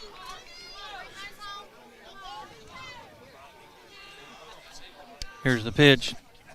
Here's a called strike. And he's not looking again. I don't think, obviously, with 2 outs, it's a difficult time to put another squeeze on. Yeah. But he's still not looking at the runner. No. 0-1 the count to Parker Maggard. Foul that one off. Strike 2. He'll go down on the count 0-2 now to Maggard. All right, Lacey gets a strikeout here in the inning and concede the 1 run. Been a pitcher's duo so far, hasn't it? Oh, the first game was that way, right? Yeah. Here comes the 0-2. Oh, A little up. Went across the plate. 1 maybe, and 2. Maybe. 1 and 2. Again, if anything, he's been consistent, right? Oh, I think he's consistent most of the time we have. Yeah, him. I would agree. You know, he's one of those umpires when he's behind the plate. He is consistent, that's for sure. Swing and a miss, the strikeout, so a nice job. They'll give up the 1 run as we'll be tied at 1 apiece, but the Powell County Pirates with an opportunity to come up in the bottom of the 4th. We're tied at 1. We'll take another break here on the Powell County Sports Network. Thinking about buying your first home? Maybe it's time for a remodel or a new investment property. This is Diane Meadows. I'm a loan officer at Whitaker Bank in Stanton. With personalized service and local expertise, I am here to help you explore the options that make the most sense for you now and for the future. Call me at 606-663-3618 today, and let's make your dreams a reality. Whitaker Bank, uniquely Kentucky, member FDIC, and equal housing lender. The Candle Hutch Gifts and More is your local shop for unique and fantastic smelling country and upscale items. They carry all the scents of quality candleberry candles, meaningful dim deco willow tree figurines for any occasion, and a quality selection of helium balloons. With frequent sales, new items, and friendly, helpful staff, the Candle Hutch will soon be a frequent stop for you and the family. The Candle Hutch is located in the Stanton Ace Plaza on East College Avenue in Stanton, or call them to pre-order at 606-424-2154. You're listening to PCSN. Welcome back here to the Wolf County High School and the Wolf County Athletic Complex. Dave Faulkner along with Ken Simon. Our videographer back here behind us, Ethan Moore. And our sidekick tonight, Coach Matt Riggs, will be giving us some inside info every now and then, keeping us up to date. But again, Perry Central tied the game on not much. A walk, hit batsman, and a couple bunts. Got it done for Coach Meehan, the master of small ball. And if you weren't expecting something like what just happened, then you're in the wrong place. Well, and again, you mentioned it earlier. We gave up the walk. Yep. The first batter, and that'll come back and bite you about 75% of the time. So at that point, that's exactly what happened. Of course, it didn't help necessarily matters that hit by a pitch the second batter, right? Well, again, Lacey was kind of his own worst enemy in that inning. Again, I didn't think he took a look at the runner or changed his delivery. Never took a second look. Once he looked over, never looked the second time. He never focused on the mitt. I get that part, but maybe slow down your delivery, step off the rubber, do something different, and maybe throw that runner off and give him the break early to get an idea of what's getting ready to happen. So those are some things that you can do as a pitcher to change up everything. But he was in pretty much a zone. He was doing the same thing every time, and I think that's something Coach Meehan picked up on and took advantage of. And stepping up to the plate will be the pitcher, Lacey Dickin. And I feel like the Pirates need to get some hits in this one, right? You can ill afford, I think, to go a quick 3 up and 3 down and put him back out on the mound so quickly. So let's see what will happen here as the first pitch is going to be called strike. Here's the pitch. Going to miss low for ball 1. 1 ball and 1 strike. Again, the number 5 hitter in the lineup, Bo Begley on deck, followed by Jordan Del Rosario. Here's the 1-1. May have been a ball on that one, but I think it was a good cut. That was one that I think Lacey likes that pitch, but again, getting a steady diet of the pitches that Powell County doesn't like, which is the breaking ball. And nope, just missed. Well, I was getting ready to write it down. I 100% was as well. We'll take it. 2-2. I was grabbing my ink pen. I was that. Well, and to be honest with you, Lacey Dickin kind of looked like, are you being serious on that one?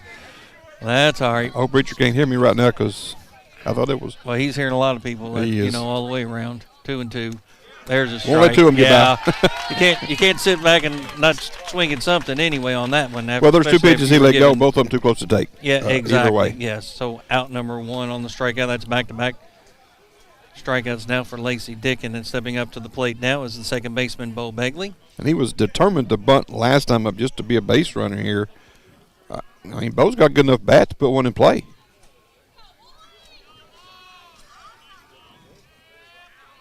Here's the pitch.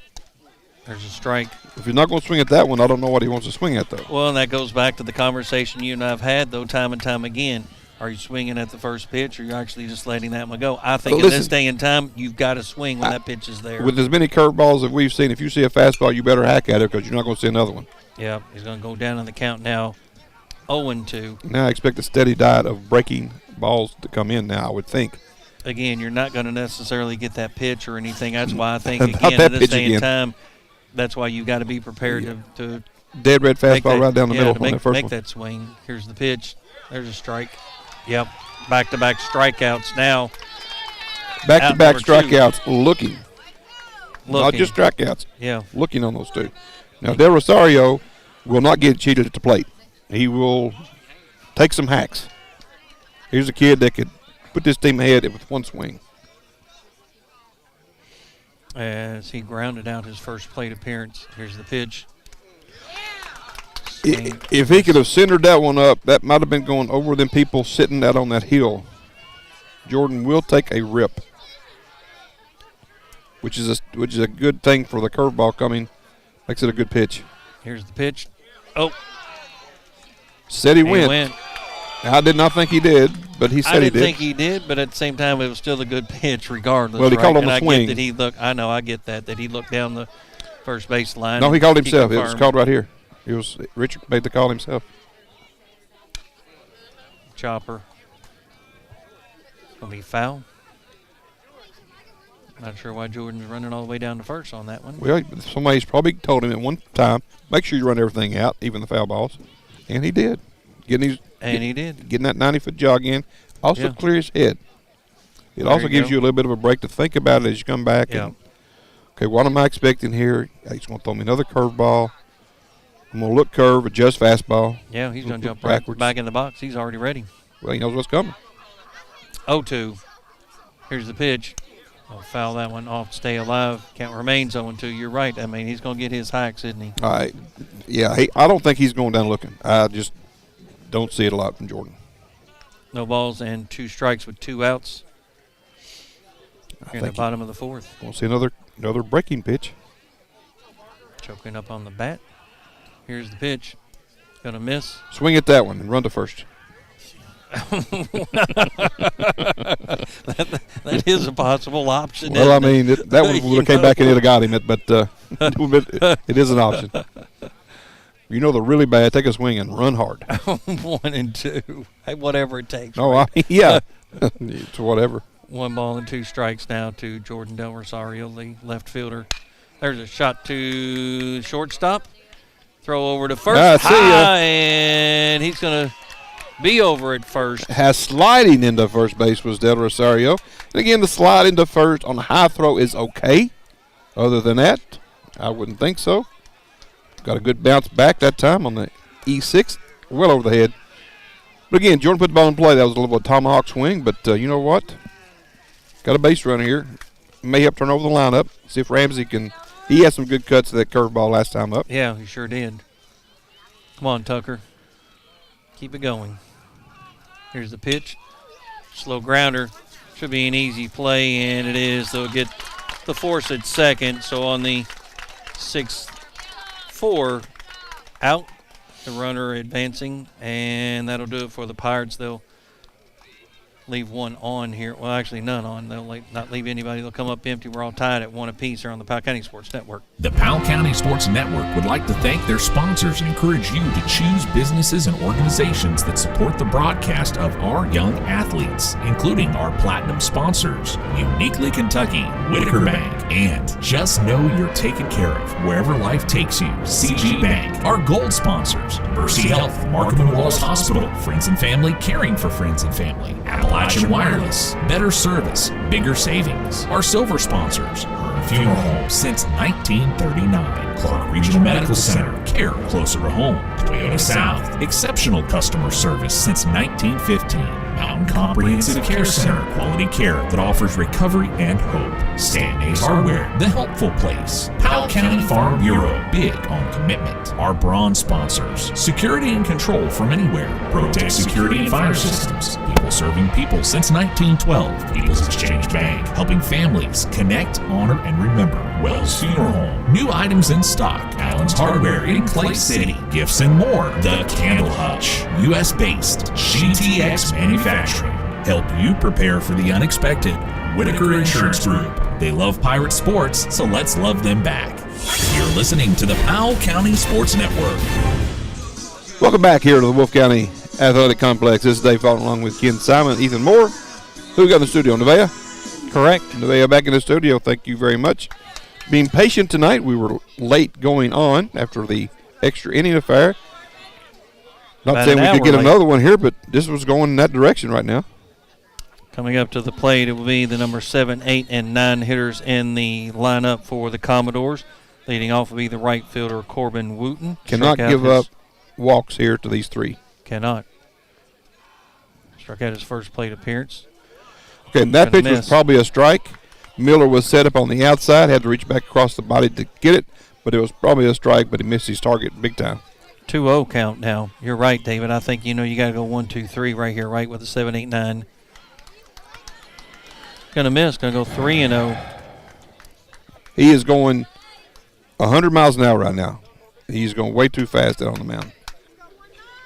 Well, and it's not so much, it's once he's set, right? Then he's got such a quick delivery, then there's going to be a strike. No, I'm saying give it to me. I'm going quick. It's just like take a breath. Yeah, Back off, take a breath, reset, and let's go. But it's once he comes set, then he's just so quick, right? There's going to be awful. A walk. Yep. And again, this happened in the last inning. Well, you know what's coming. He's going to go out to the mound. Good move, Frank. 100%. Yes, absolutely. Yeah, he's just in a hurry right now. He's just rushing everything. Yeah. And again, this is my thing. If you're throwing the ball good, going fast, keep going.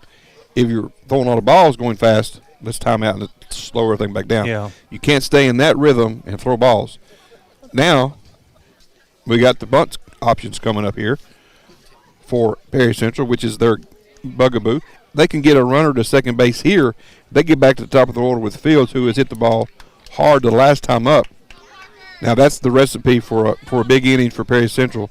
Bunt is coming here, I would think, from Collette, and then you got Perkins up after that. But then you got the top of the order, so you have to move this runner into scoring position. All right, Lacey Dickin, let's go on the mound here for the Pirates. Squares around, and he'll foul that one down the first base line for strike one. And Carter holding the runner at first base means that Dylan Trent has the bunts. Get anything back up the middle, it would go to Dickin. You could try the straight steal here, but again, Coach Meehan's MO is we're bunting, and we're bunting, and we're bunting, and you got to stop me. Here's the 0-1. Strike two. That was uncommon right there. That was a ball you have to get down. Now a strike two pitch. We have seen earlier in the game today, he did try a bunt with 0-2. Was that this game? Yeah. So, okay, same kid, Matt says. So, I don't know. If you trust him, you get it down. And that's not going to happen. Same result. Yeah. I think it was a two-hitter last time that did that. But nonetheless, same result. So first out, again by strikeout with Collette. Now you got Perkins. You still got the runner at first. Now you have one out. The question is, do you bunt this man to second? Again, Perkins coming in with a little bit better batting average for Perry Central. But I think the same plays in order. Yeah, he struck out his first plate appearance. Second time around to see Lacey Dickin, Derek Fields, top of the order on deck. He does square around. Miller has it. Throw to second. Got him.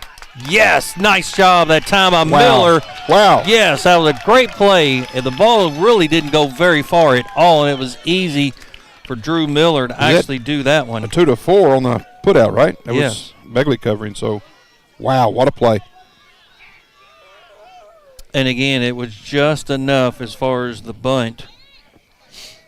He'll reach on a fielder's choice with Perkins.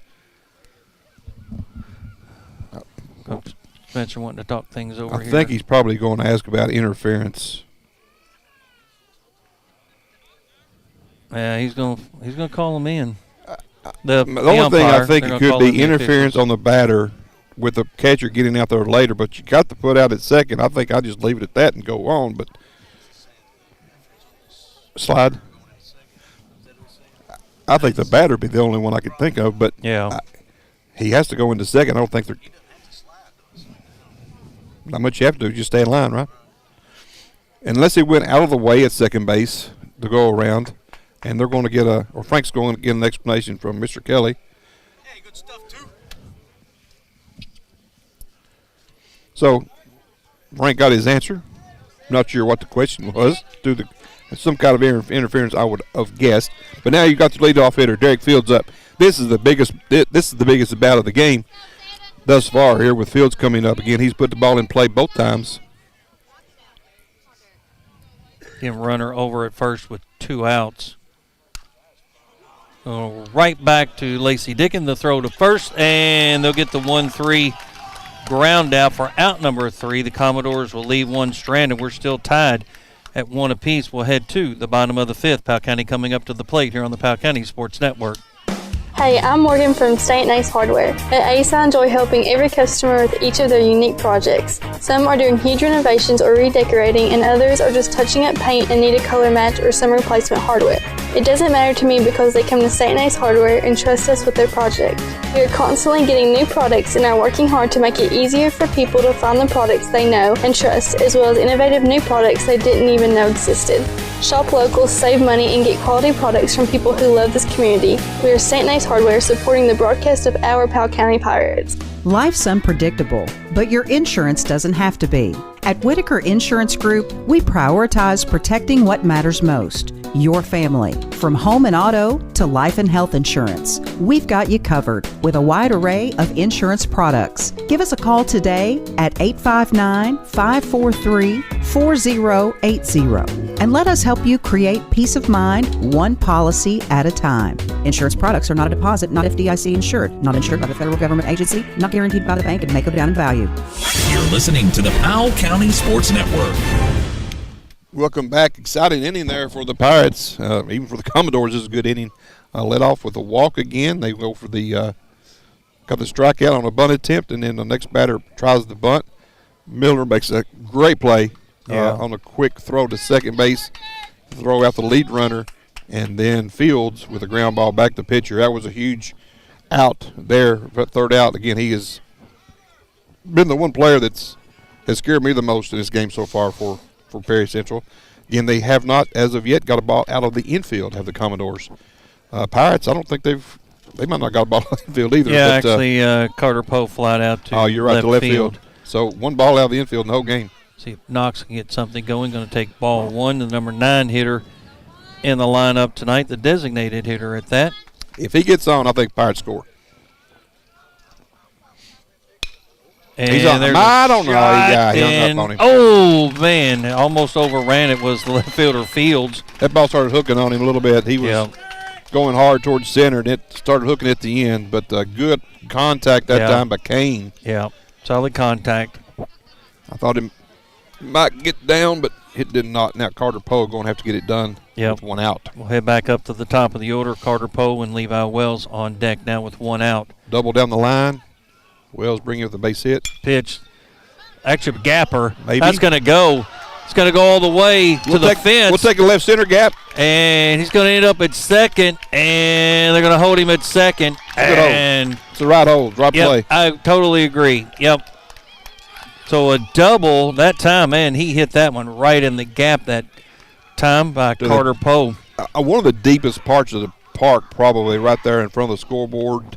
I wonder if it's going to hang up. They're going to make a play on it, but I think they're probably playing in a little bit too much. But like I said, there's only been 2 balls hit in the outfield thus far. That's by far the best hit ball, but like you said earlier, Knox really drove his as well. So let's see if Levi can center one up for a base hit. Yeah, he is due for a base hit, that's for sure. Come on, cuz. Carter Poe now 2 out of 3. Here's the pitch. Going to be a strike 1. Last time Carter Poe was on the base, Pirates scored a run. Come on, Levi. Need a base hit. Again, we're all tied up at 1 apiece. Bottom of the 5th. Late swing and pull that one foul down the right field line. 0-2. You don't pay any attention to the scoreboard other than the score. Yeah, it's been off. They've been off. It's 0-2 is the count. Come on, Levi. Need a base hit. Here's the pitch. Down in the dirt. 1-2. Good take. Again, Levi's got to think curveball's coming again. Again, one in the dirt here, though. If Powell can get a good jump out at second, if one gets in dirt too much, he may be able to make it to third. Here's the pitch. Oh! Run, Levi, run. Oh, it's just 2 strikes. I don't know how. What I did we don't know. miss? I thought the same thing you did, but I guess the board was right this time. Well, my apologies to the board operator, but I don't see how I don't see how that happened, but okay. Maybe the first pitch was a ball. We just thought it was a strike. Maybe. Here's the pitch. Gonna miss. That's the ball I was talking about right there. It wasn't handled well by the catcher, but you can't go on that one. You can't. Really wasn't that far away, and he probably gets you anyway. 90 feet is a long way to go when the catcher can't find it, because he can easily come up and get that. So 2-2 is what the count is, I guess, at this point. Again, still not quite sure what happened there, but we'll take it. Come on, Levi. Here's the pitch. Oh, you got it perfect. Yep. It's going to be trouble. He's going to get there. He's going to be safe at first. Nice job as he slides into first base to get there. I wish he did understand. That's a base hit as well. It is. I wish he'd understand. You don't get there any faster by sliding, but it does make it look like you might. This turf will definitely slow you down. Right. We got our guy up here. Yes, we do. Drew Miller coming up to the plate. Mr. Miller. Hit by a pitch, both plate appearances. On the first pitch, no less, both times. Both times. I don't think he'll be as willing to take another one off that elbow, though. No. But right now he looks happy, back like the old Drew. So the kid's back. Yep. Come on, Drew. Get your rip Base here, hit. Bubby. Yep. He needs a rip. You're still second here with Wells. Squaring around. The runner's going to go, and we'll take the bag as Wells will get down to second. So what was the call on the pitch? I believe it was a ball. Okay, it was a ball, so he did pull his bat back and was a little bit up on the pitch. So now if you're Powell County, do you put the squeeze on again, or do you let Miller try to rip one? I think you rip. I think you try and rip one again. You're definitely probably getting another curve, Drew. Drive it to right field, son. Here's the pitch, and he's swinging a miss for strike one. It's all right. 1 ball and 1 strike. Now, that does not mean that the squeeze is off. Yeah. Yep. That just means that he may do it with 1 strike. All right, Drew. Looking for a base hit. Got to go to right field. You cannot pull that breaking pitch. 1 ball and 1 strike now. Here's the pitch. There's a shot to center field. That one would work. And it's going to be caught, and the runners will advance. The Pirates will score the run, and the runner will advance to third. Nice job. He did exactly what he needed to do. He flied out to center field, but it was enough to get the run across, and that will send Wells down to third. It's out number 2, but Powell County now leads 2-1. And kudos to Miller for getting the job done. Yes. He did exactly what he needed to do. Got the job done. Now stepping up to the plate, Dylan Carter. He's hit the ball sharply. See if he can get Wells in from third base here. Just need a single in the outfield. They're going to walk him. You know what? With the way he's approached the plate, got Dickin up next. Who's struck out twice. Yeah, so, likely the reason. Come on, Lacey, help your own cause. You also got Carter, guy at first base, that's not going to run. Now, I say that. It's not something that Perry Central might not know that he's not going to run. Yeah, the catcher's probably going to talk things over right now with the pitcher. I believe I'm Powell County right here. I'm putting a pinch runner in for Carter. Because you may straight steal him, but that's not – I don't – Well, anyway, if Dickin gets a base hit, then it does not matter. He's got to be able to get a base hit here. Again, he struck out his 2 plate appearances. I'm giving away too much information on the Pirates, though. Oh, are you? Who's listening? Well, I don't picking know. up on? Were you like stealing signs or something? No, Sorry, I kind of Wolf kind of people might be listening. Oh, here's the pitch. Oh, they're gonna pop it up. Get out of play. Get out of play. And it's gonna be caught, and that's gonna be the out. It's gonna be a foul ball to the first baseman, and it'll be out number 3. The Pirates will get 1 run across, though they'll leave 2 stranded. They'll lead 2-1. We'll head to the top of the 6th here on the Powell County Sports Network. Hi, I'm Michael Bucky Wilson, CEO, President of CG Bank. Here at CG Bank, community means everything. It's why we do what we do. At CG Bank, we are your hometown bank, and we are here for you because we are you. We are not here just building business, but building relationships. That's community banking. That's my bank. Stop by any of our 7 convenient locations in Irvin, Richmond, Berea, London, or Stanton and see what community banking is all about, or visit us online at cg.bank.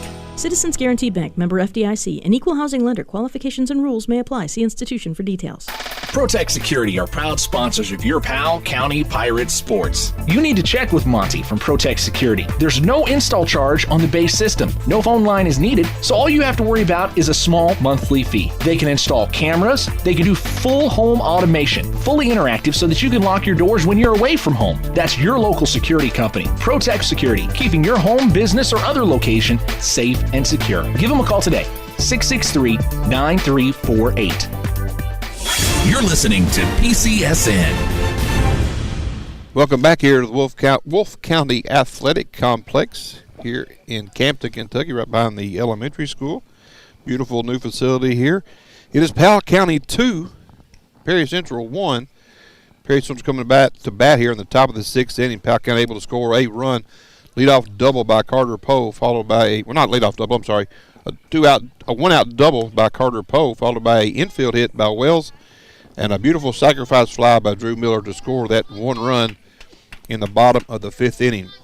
Now it will be Dickin on the mound against Watts, Sumner, and Gayhart. To me, I'm not saying this is the ball game right here, but this is a huge portion of it to get these 3 batters right here. Yeah, I actually struck Watts and Sumner out the first time around to see if he can repeat that and get back to where he was. Here's the pitch. High pop fly. It's going to be well out of play.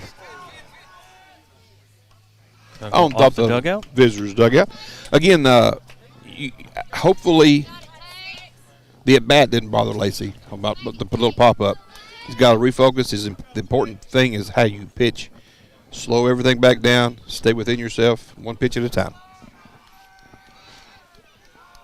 0-1. Here's the pitch. Miss. 1-1.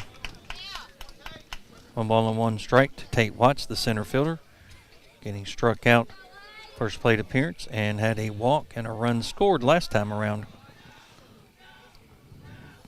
Here's the pitch. Get by. 2-1. You can ill afford, right? You can't do it, Dave. No. You just can't. You can't do it.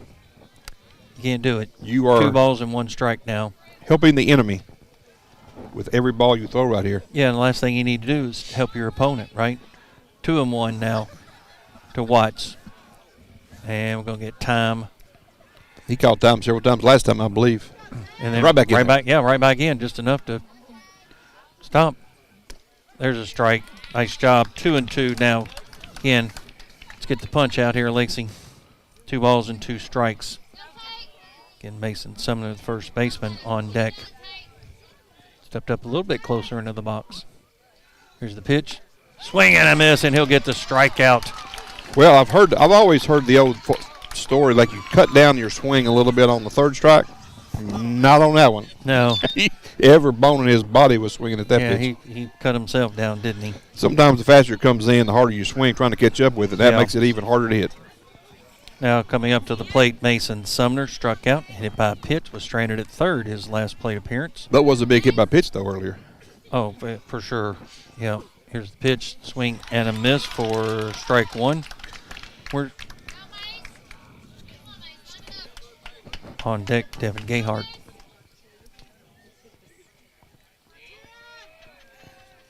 Powell County leading 2-1. Gonna miss 1-1. Again, Powell County 2, Perry County Central 1, Boys 14th Region Baseball Tournament here in Wolfe County. Presented by Mercy Health, Marcum Wallace Hospital. High pop fly. You got that, Drew? That's all you, Drew. And it's not all you, Drew. He's not going to make it. It was all you for half a second. Well, I thought he was going to close it out with two hands. Let me tell you something, folks. It goes down as an error on the catcher on that play, but I don't know there's a harder play in baseball than the catcher making a play on a pop-up. Yeah, well, I mean, he played it exactly right. He did. He just he popped out of the mitt. Well, he went a little bit too far and kind of had to take a step back. It was spinning back to him, yeah. It's all right. Let's see if we can get the strikeout here. 1 ball and 2 strikes now. Here's the pitch. Ooh. Going to miss 2-2. Yeah, but it was a good miss. If there is such thing, there is a good miss. How you lay off that pitch, I'm not sure. 2-2 with 1 out. Base is empty for the Commodores here in the top of the 6th. Here's the pitch from Dickin. Pulled foul down the third base line. Count remains 2-2. Powell County able to get a run across, scored a run the bottom of the first. Good lead. Marcum get that foul ball way down the line. Yep. He's hustling back, though. Yes, he is. Here's the pitch. Swing and a miss. He'll get the strikeout. That is unfair. Unfair, period. Just 2 outs. We haven't seen that pitch. We haven't seen that pitch maybe in the first inning, maybe a soft curveball. These kids have seen all fastballs until that one.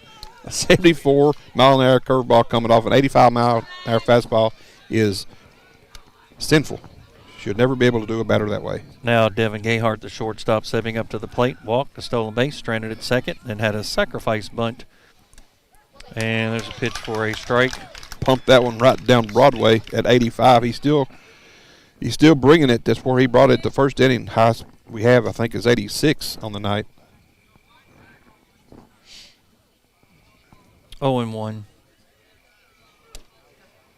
Did he go? Yeah. He did not go. I didn't think he went either, but just, he only thought about it. He really didn't even try to check it, but not a bad ass. Make sure they're paying attention out there. Yeah. Is that what it is? Yeah. Hey, you in the game, man? I just wanted to keep you active, right? They Brian, pay attention. There's a strike. 1-2 now to Gayhart. Lacey Dickin again on the mound. Drew Miller behind the plate. Powell County leading 2-1 here. Top of the 6th. Boys 14th Region Semifinals here. The winner will face off against Wolfe County in the championship. Here's the pitch. Swing and a miss, and 3 strikeouts. We got exactly what we're looking for the Pirates here, as it's 3 up and 3 down. We'll take a break here. Powell County coming up to the plate, bottom of the 6th, leading 2-1 on the Powell County Sports Network.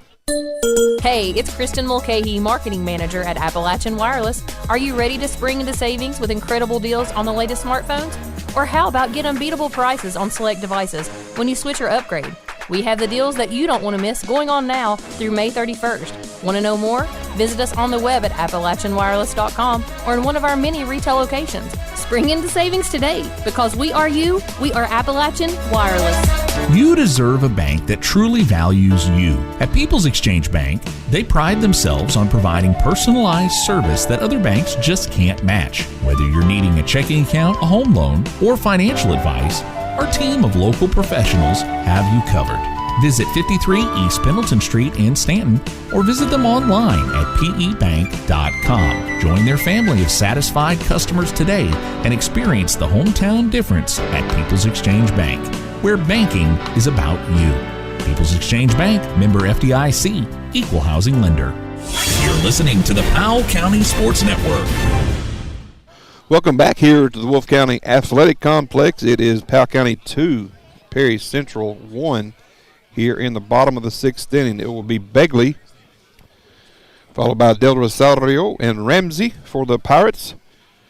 Hopefully get back to Kane Knox, maybe get back to the top of that over Carter Poe. We need a couple more bonus runs to make everybody feel a little bit more comfortable here, especially me. I'm too old for this.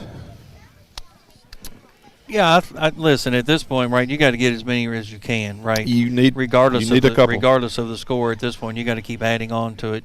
Let's see what Bo Bagley is able to do. Struck out his first 2 plate appearances, but he's going to lead off the inning here. This will be his second time leading off in an inning. But he hasn't looked comfortable at the plate all night. I don't know if he's just not being aggressive. I know he's got a pretty good bat. I like to see him go up there swinging. The last time up, took on right down the middle, taking that first pitch. I would be surprised if he didn't come back right here with the first pitch fastball again, thinking he's taking. Here's the pitch. There you go, grounder. That's all right. Second, and it should be an easy play. It will be the 4-3 ground out. I have no problem at all with that swing on first pitch. Again, he came back again with that fastball, so that's the one you got to take a hack at, and he did. So yeah, I agree. Okay with that. 100%. Yes. Attack the ball. Now, Jordan, on the other hand, he may not see a fastball because this kid could put you up 2 in a hurry. Again, got a lot of power. Grounded out his first plate appearance. Had a ground out. Instead reached on an error. And that's a nasty curveball. Yeah, you're not going to swing at that one. Well, again, he's not going to throw. I don't think he throws Del Rosario a fastball here. I think he's throwing him all hooks. As you probably should. Here's the pitch. Going to miss. Says outside on the pitch. 1-1. 2-1. Powell County leading, bottom of the 6th. Here's the pitch to Jordan Del Rosario, and going to miss on that one. 2-1. If you're expecting 2-1 fastball, I don't know if I'd expect it. I swear I still stayed that curveball against Jordan because he can crush a fastball. Here's the pitch, and there's a strike. he might should have guessed fastball because he got one. I'm not so sure that he was necessarily prepared for that pitch in an odd way, right?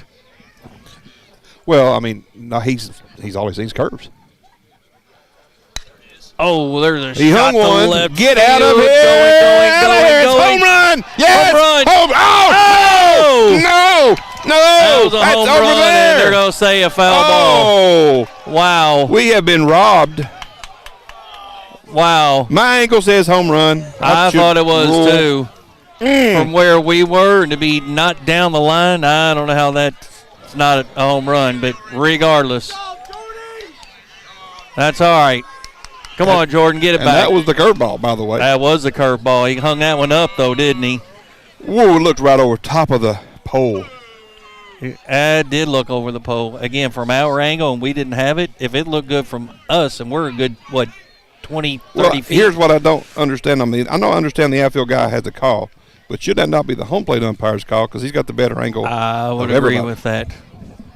I would have had to ask. Here's the pitch. Gonna fight that one off down the first base line. Count will remain 2-2.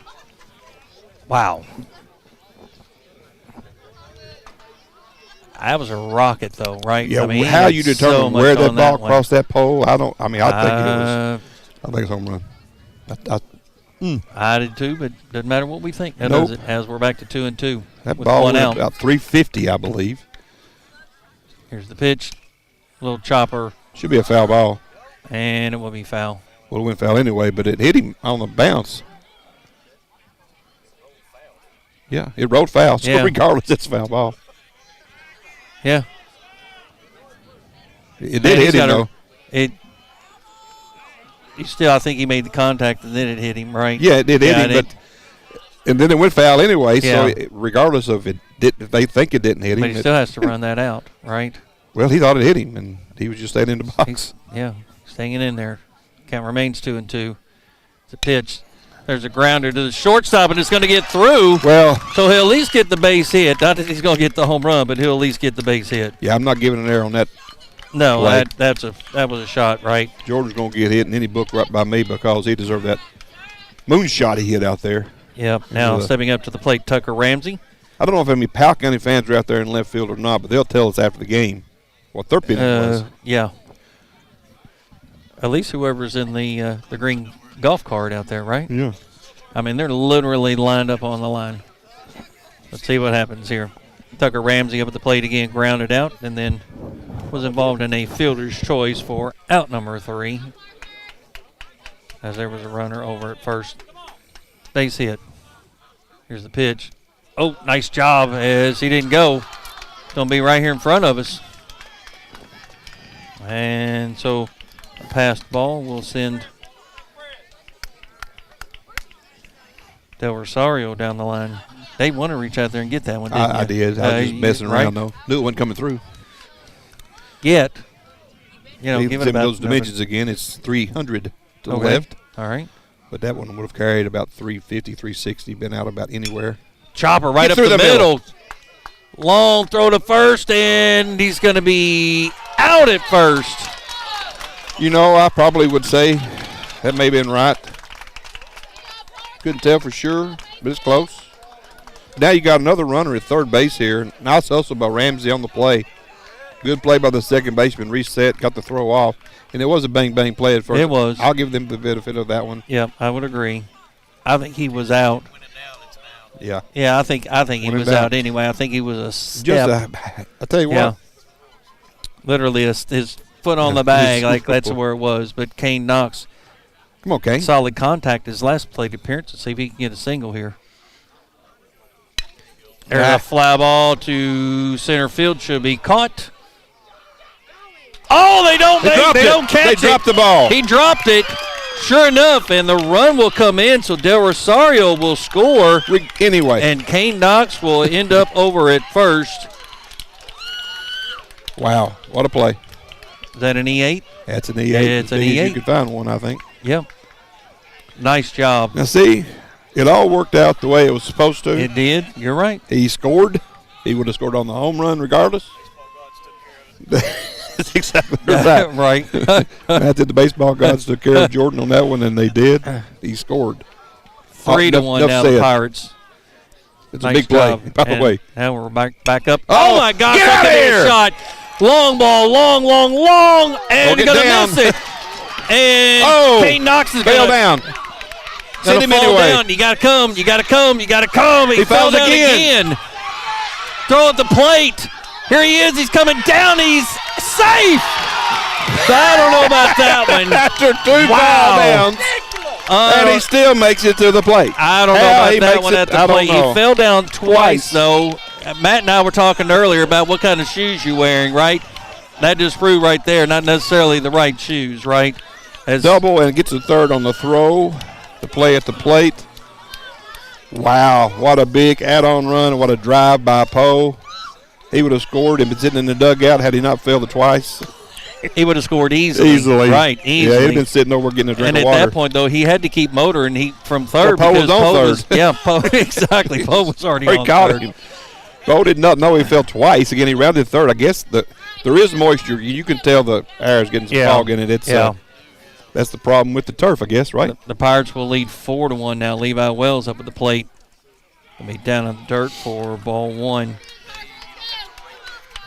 Man, to fall twice, though, right, when you're rounding the bases. And still score? And How do you still do that? score. Well, there's no way if you're second baseman you think we got a chance of getting that guy. That was close play at home, though. He fell short. Coming across, and there's a shot. That's going to drop, and another run will score. Nice job as Wells finally gets a single and the RBI as Poe will come in from third.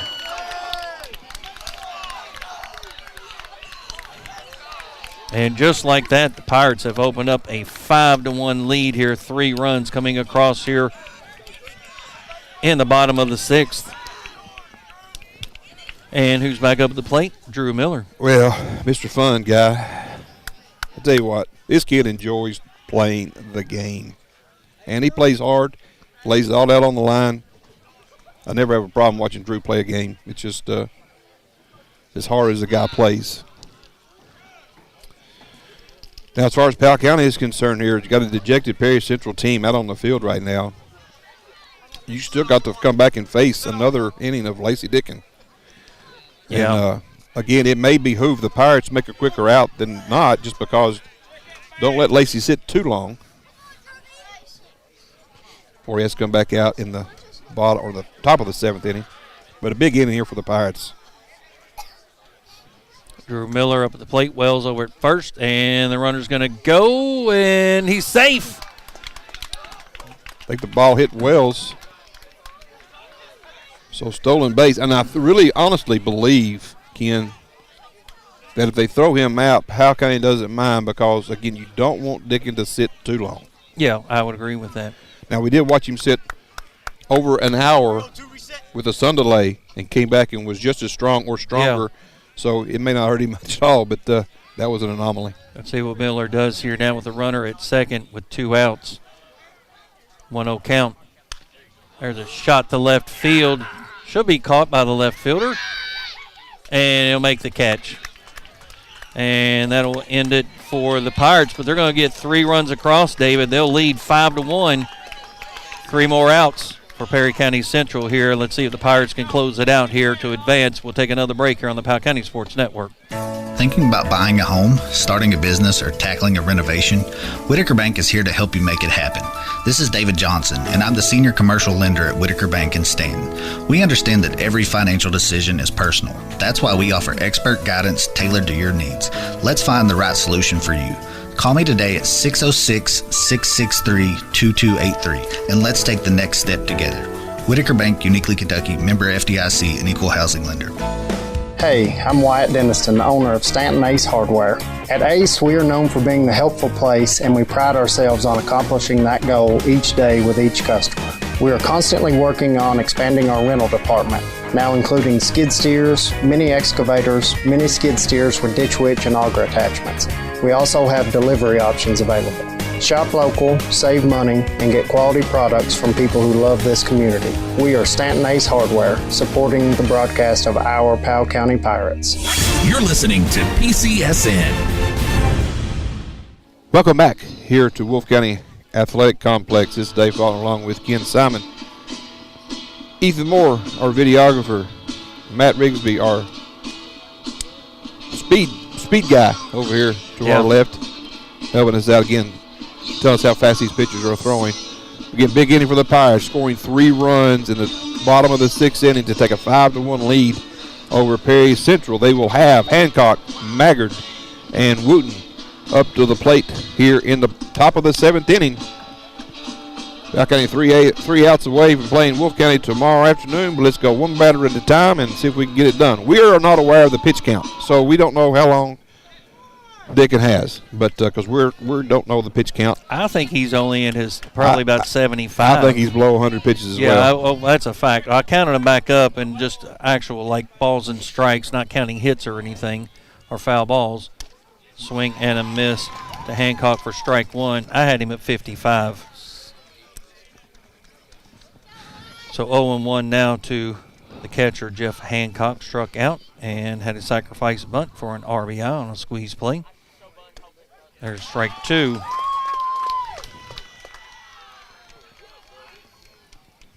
Oh and 2 now to Hancock with Parker Maggard on deck. Lacey Dickin on the mound for the Pirates. I'll foul that one off. Count remains 0-2. Again, top of the 7th, Powell County now leading 5-1. Scored 3 runs in the bottom of the 6th to extend their lead. Here's the pitch. Big ball out. 1-2. We need to just give us a pitch, Nah, I'm just kidding. Well, if you're, a Perry Central fan, you're going to think he's giving you all kinds of pitches. Well, I mean, that was a close take right there. No, I agreed. Yeah. There's a shot. That's going to be a single. There goes the no-hitter. Yep, there goes the no-hitter. You're exactly right. We were trying not to talk about it and everything. Matt brought it up last inning, but I said I didn't even notice it. Well, I did, but I wasn't even going to say anything. He didn't really say. He said, does he have any – I'm not going to ask that question. So, well, you knew what he was even asking without even asking. And he did not finish the question. So, right? But yeah, But again, Hancock breaks up that no-hitter. Now you got to get back to business here and win the game. Parker Maggard up at the plate, struck out his first 2 plate appearances. This is the 3rd time around. Foul that one off for strike 1. As also the first ball out of the infield by Perry Central. That's true. You're exactly right. All right, let's see if the Pirates can turn 2 here. Well, they got some good speed here, but we'll see. We'll take it. 0-1. Dickon is set. Here's the pitch. Throw down at first. Nice job that time by Carter, though, to stay in front of that one and at least keep the runner from advancing. It was well off the mark, but I like the fact that Miller actually did our that. guy, I'm okay with Drew, that. ain't never going to not throw. He's going to hustle back there, try to do everything he can. Well, and Hancock had a pretty substantial lead He as did. well at that point, you know. See if you can't throw somebody out. 0-2 now is the count. Get this batter right here. Don't worry about Hancock. Here's the pitch. Pull that one foul down Again, the that right is field line. Probably something they should have been doing the entire game is go the other way on the pitches. Count remains 0-2. Nobody out. Runner over at first, and Hancock for the Commodores trailing 5-1, top of the 7th. Here's the pitch. Oh, This high. A lot of zip on that one, though. 1-2. I think it's go ahead. I was going to count them up here. 1 ball and 2 strikes to Maggard. Again, Hancock over at first, nobody out. Top of the 7th, boys 14th region baseball tournament here in Wolfe County. Here's the pitch. Foul that one off. Again, we haven't seen too many curveballs. It's been mostly heaters. About 4 curveballs in the game. So if you're batting, you're not really looking for the hook. 12 strikeouts on the night for Lacey Dickon. Yeah, I think he come back with a curveball. Stay alive, just make contact on that one. Count remains 1-2. Again, 1 ball and 2 strikes to Maggard. Runner at first, nobody out. Again, the winner will advance to play against Wolfe County in the championship. Swing and a miss, and nice job by Miller to hold on to that one for out number 1. So the strikeout, the number 13 for Lacey Dickon. Stepping up to the plate, number 19, Corbin Wooten, the right fielder, struck out. And then had a walk and then was involved in a fielder's choice. On a bunt play, Drew Miller threw him out at second base, forced him out. Left-handed hitter. Here's the pitch. Going to miss well outside for ball 1. Give him 1 out now. Stay on top. Take your time. Yeah. Don't rush your rhythm. Nope. Really even worry about the runner over at first, right? I'm just concerned about the batter. He can only score 1 run, not 4. Here's the pitch. Swing and a miss for strike 1. 1-1. 1 ball and 1 strike now to Corbin Wooten. 1 out. Lacey Dickon on the mound for the Pirates. Drew Miller behind the plate. Here's the 1-1. Going to just miss on the outside. 2-1. The Pirate bench and coaching staff is living on every call, every pitch. And I don't know where he is on the pitch count. So, again, it could – I don't think he's close, but – I think he's up in that probably the around 90. Swing and a miss for strike 2. 2-2 now is the count. He has lost a little bit on his strikes. fastball, though. In this inning, I don't think he's got it above 82. So he's lost a couple miles an hour on the fastball. That's why they're maybe catching up with it a little bit. 2 balls and 2 strikes.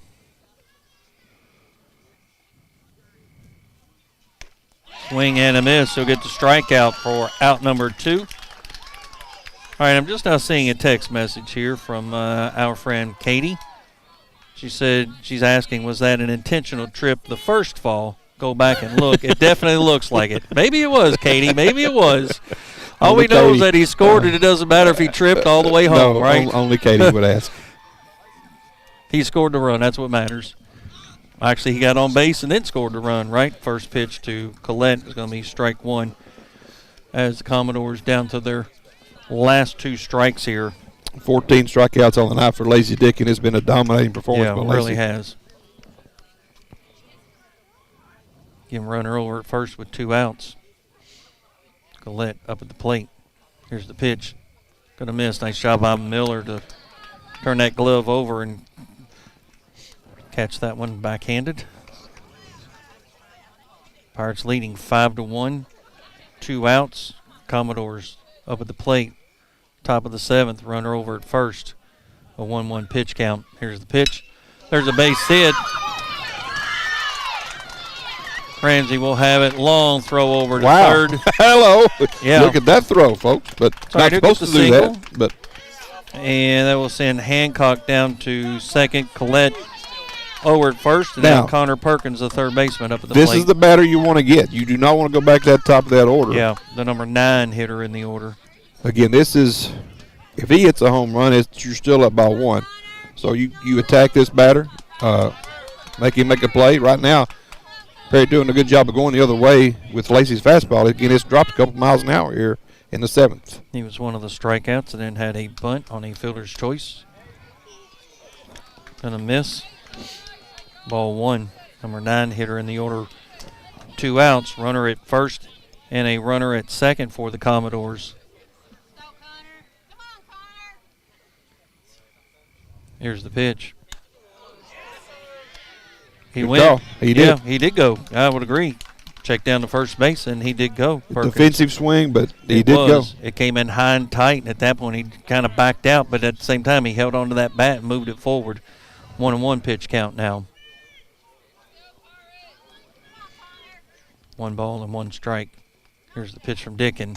Swing and a miss for strike 2. Commodores down to their final strike. And the winner will advance to face off against Wolf County in the 14th Region Championship coming up tomorrow night.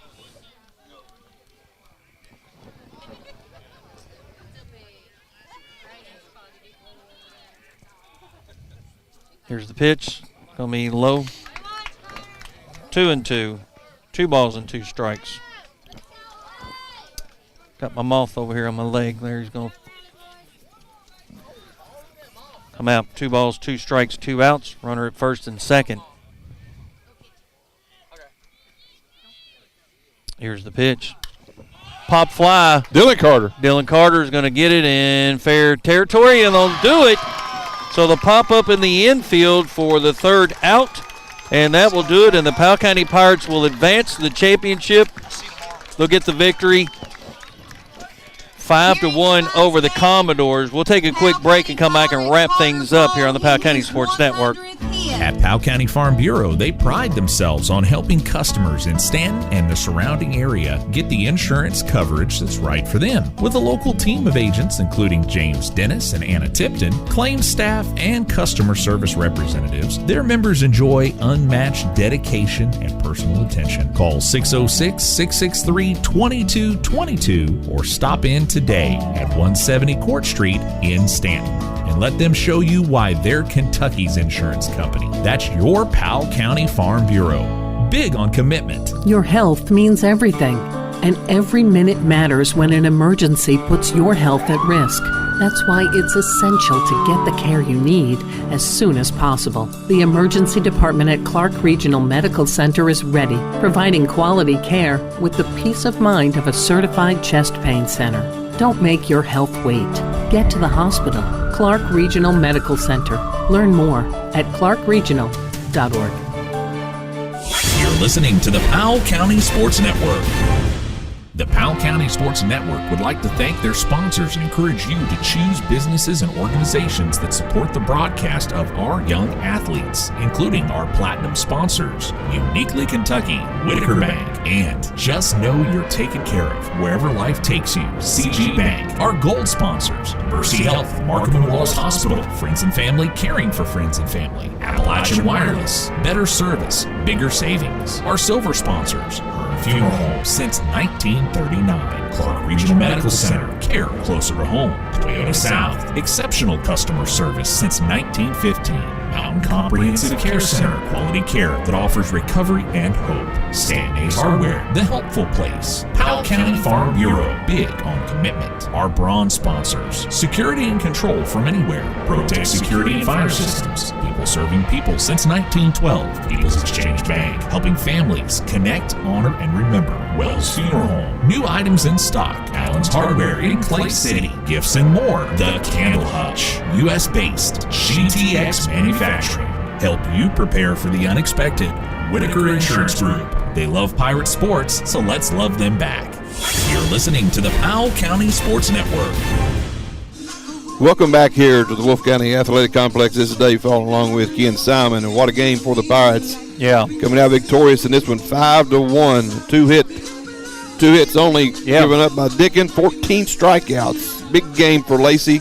Big offensive outpouring there in the 6th and 7th inning for the Pirates to tack on. It was a pretty well played game for most of the part. Yeah, it really was. As you mentioned, David, 2 hits, 14 strikeouts, 3 walks, 1 hit by pitch, only 1 run, 5 left on base for the Commodores. And for the Pirates, they had 6 hits for those 5 runs, which is crazy in and of itself, right? They had 5 strikeouts, 2 walks, 2 hit by pitch. The 5 runs, they left 6 on the bases. As the Pirates will advance, they'll go to 16-18 on the season. Again, they'll actually play tomorrow night against Wolf County. Time yet to be determined. 7 o'clock, maybe, roughly, depending on the weather. Some questions depending on the softball regional championship. Okay. Again, that's going to be played at Estill County, and it will not conflict now. It's Powell and Wolf here. It's Letcher and Perry Central over there. So now it will not interfere with each other. So I think the original times were, I believe, like 6 and 8 or something like that, to allow some folks to come and watch both. But we'll get those times to you on WSKV tomorrow sometime during the day. Again, pay attention to that. Again, we will have that coverage for you on the radio in addition to Facebook Live and or the YouTube channel. So, again, the Powell County Pirates will win 5-1. They'll pick up the victory. Again, as David mentioned, they'll play tomorrow night against Wolf County in the Boys 14th Region Championship. So, for my broadcast partner, David Faulkner, Ethan Moore, our videographer and technical support, Nevaeh Bridgman back in the studio, this is Ken Simon saying thank you for listening to the Powell County Sports Network here on WSKV 104.9 FM.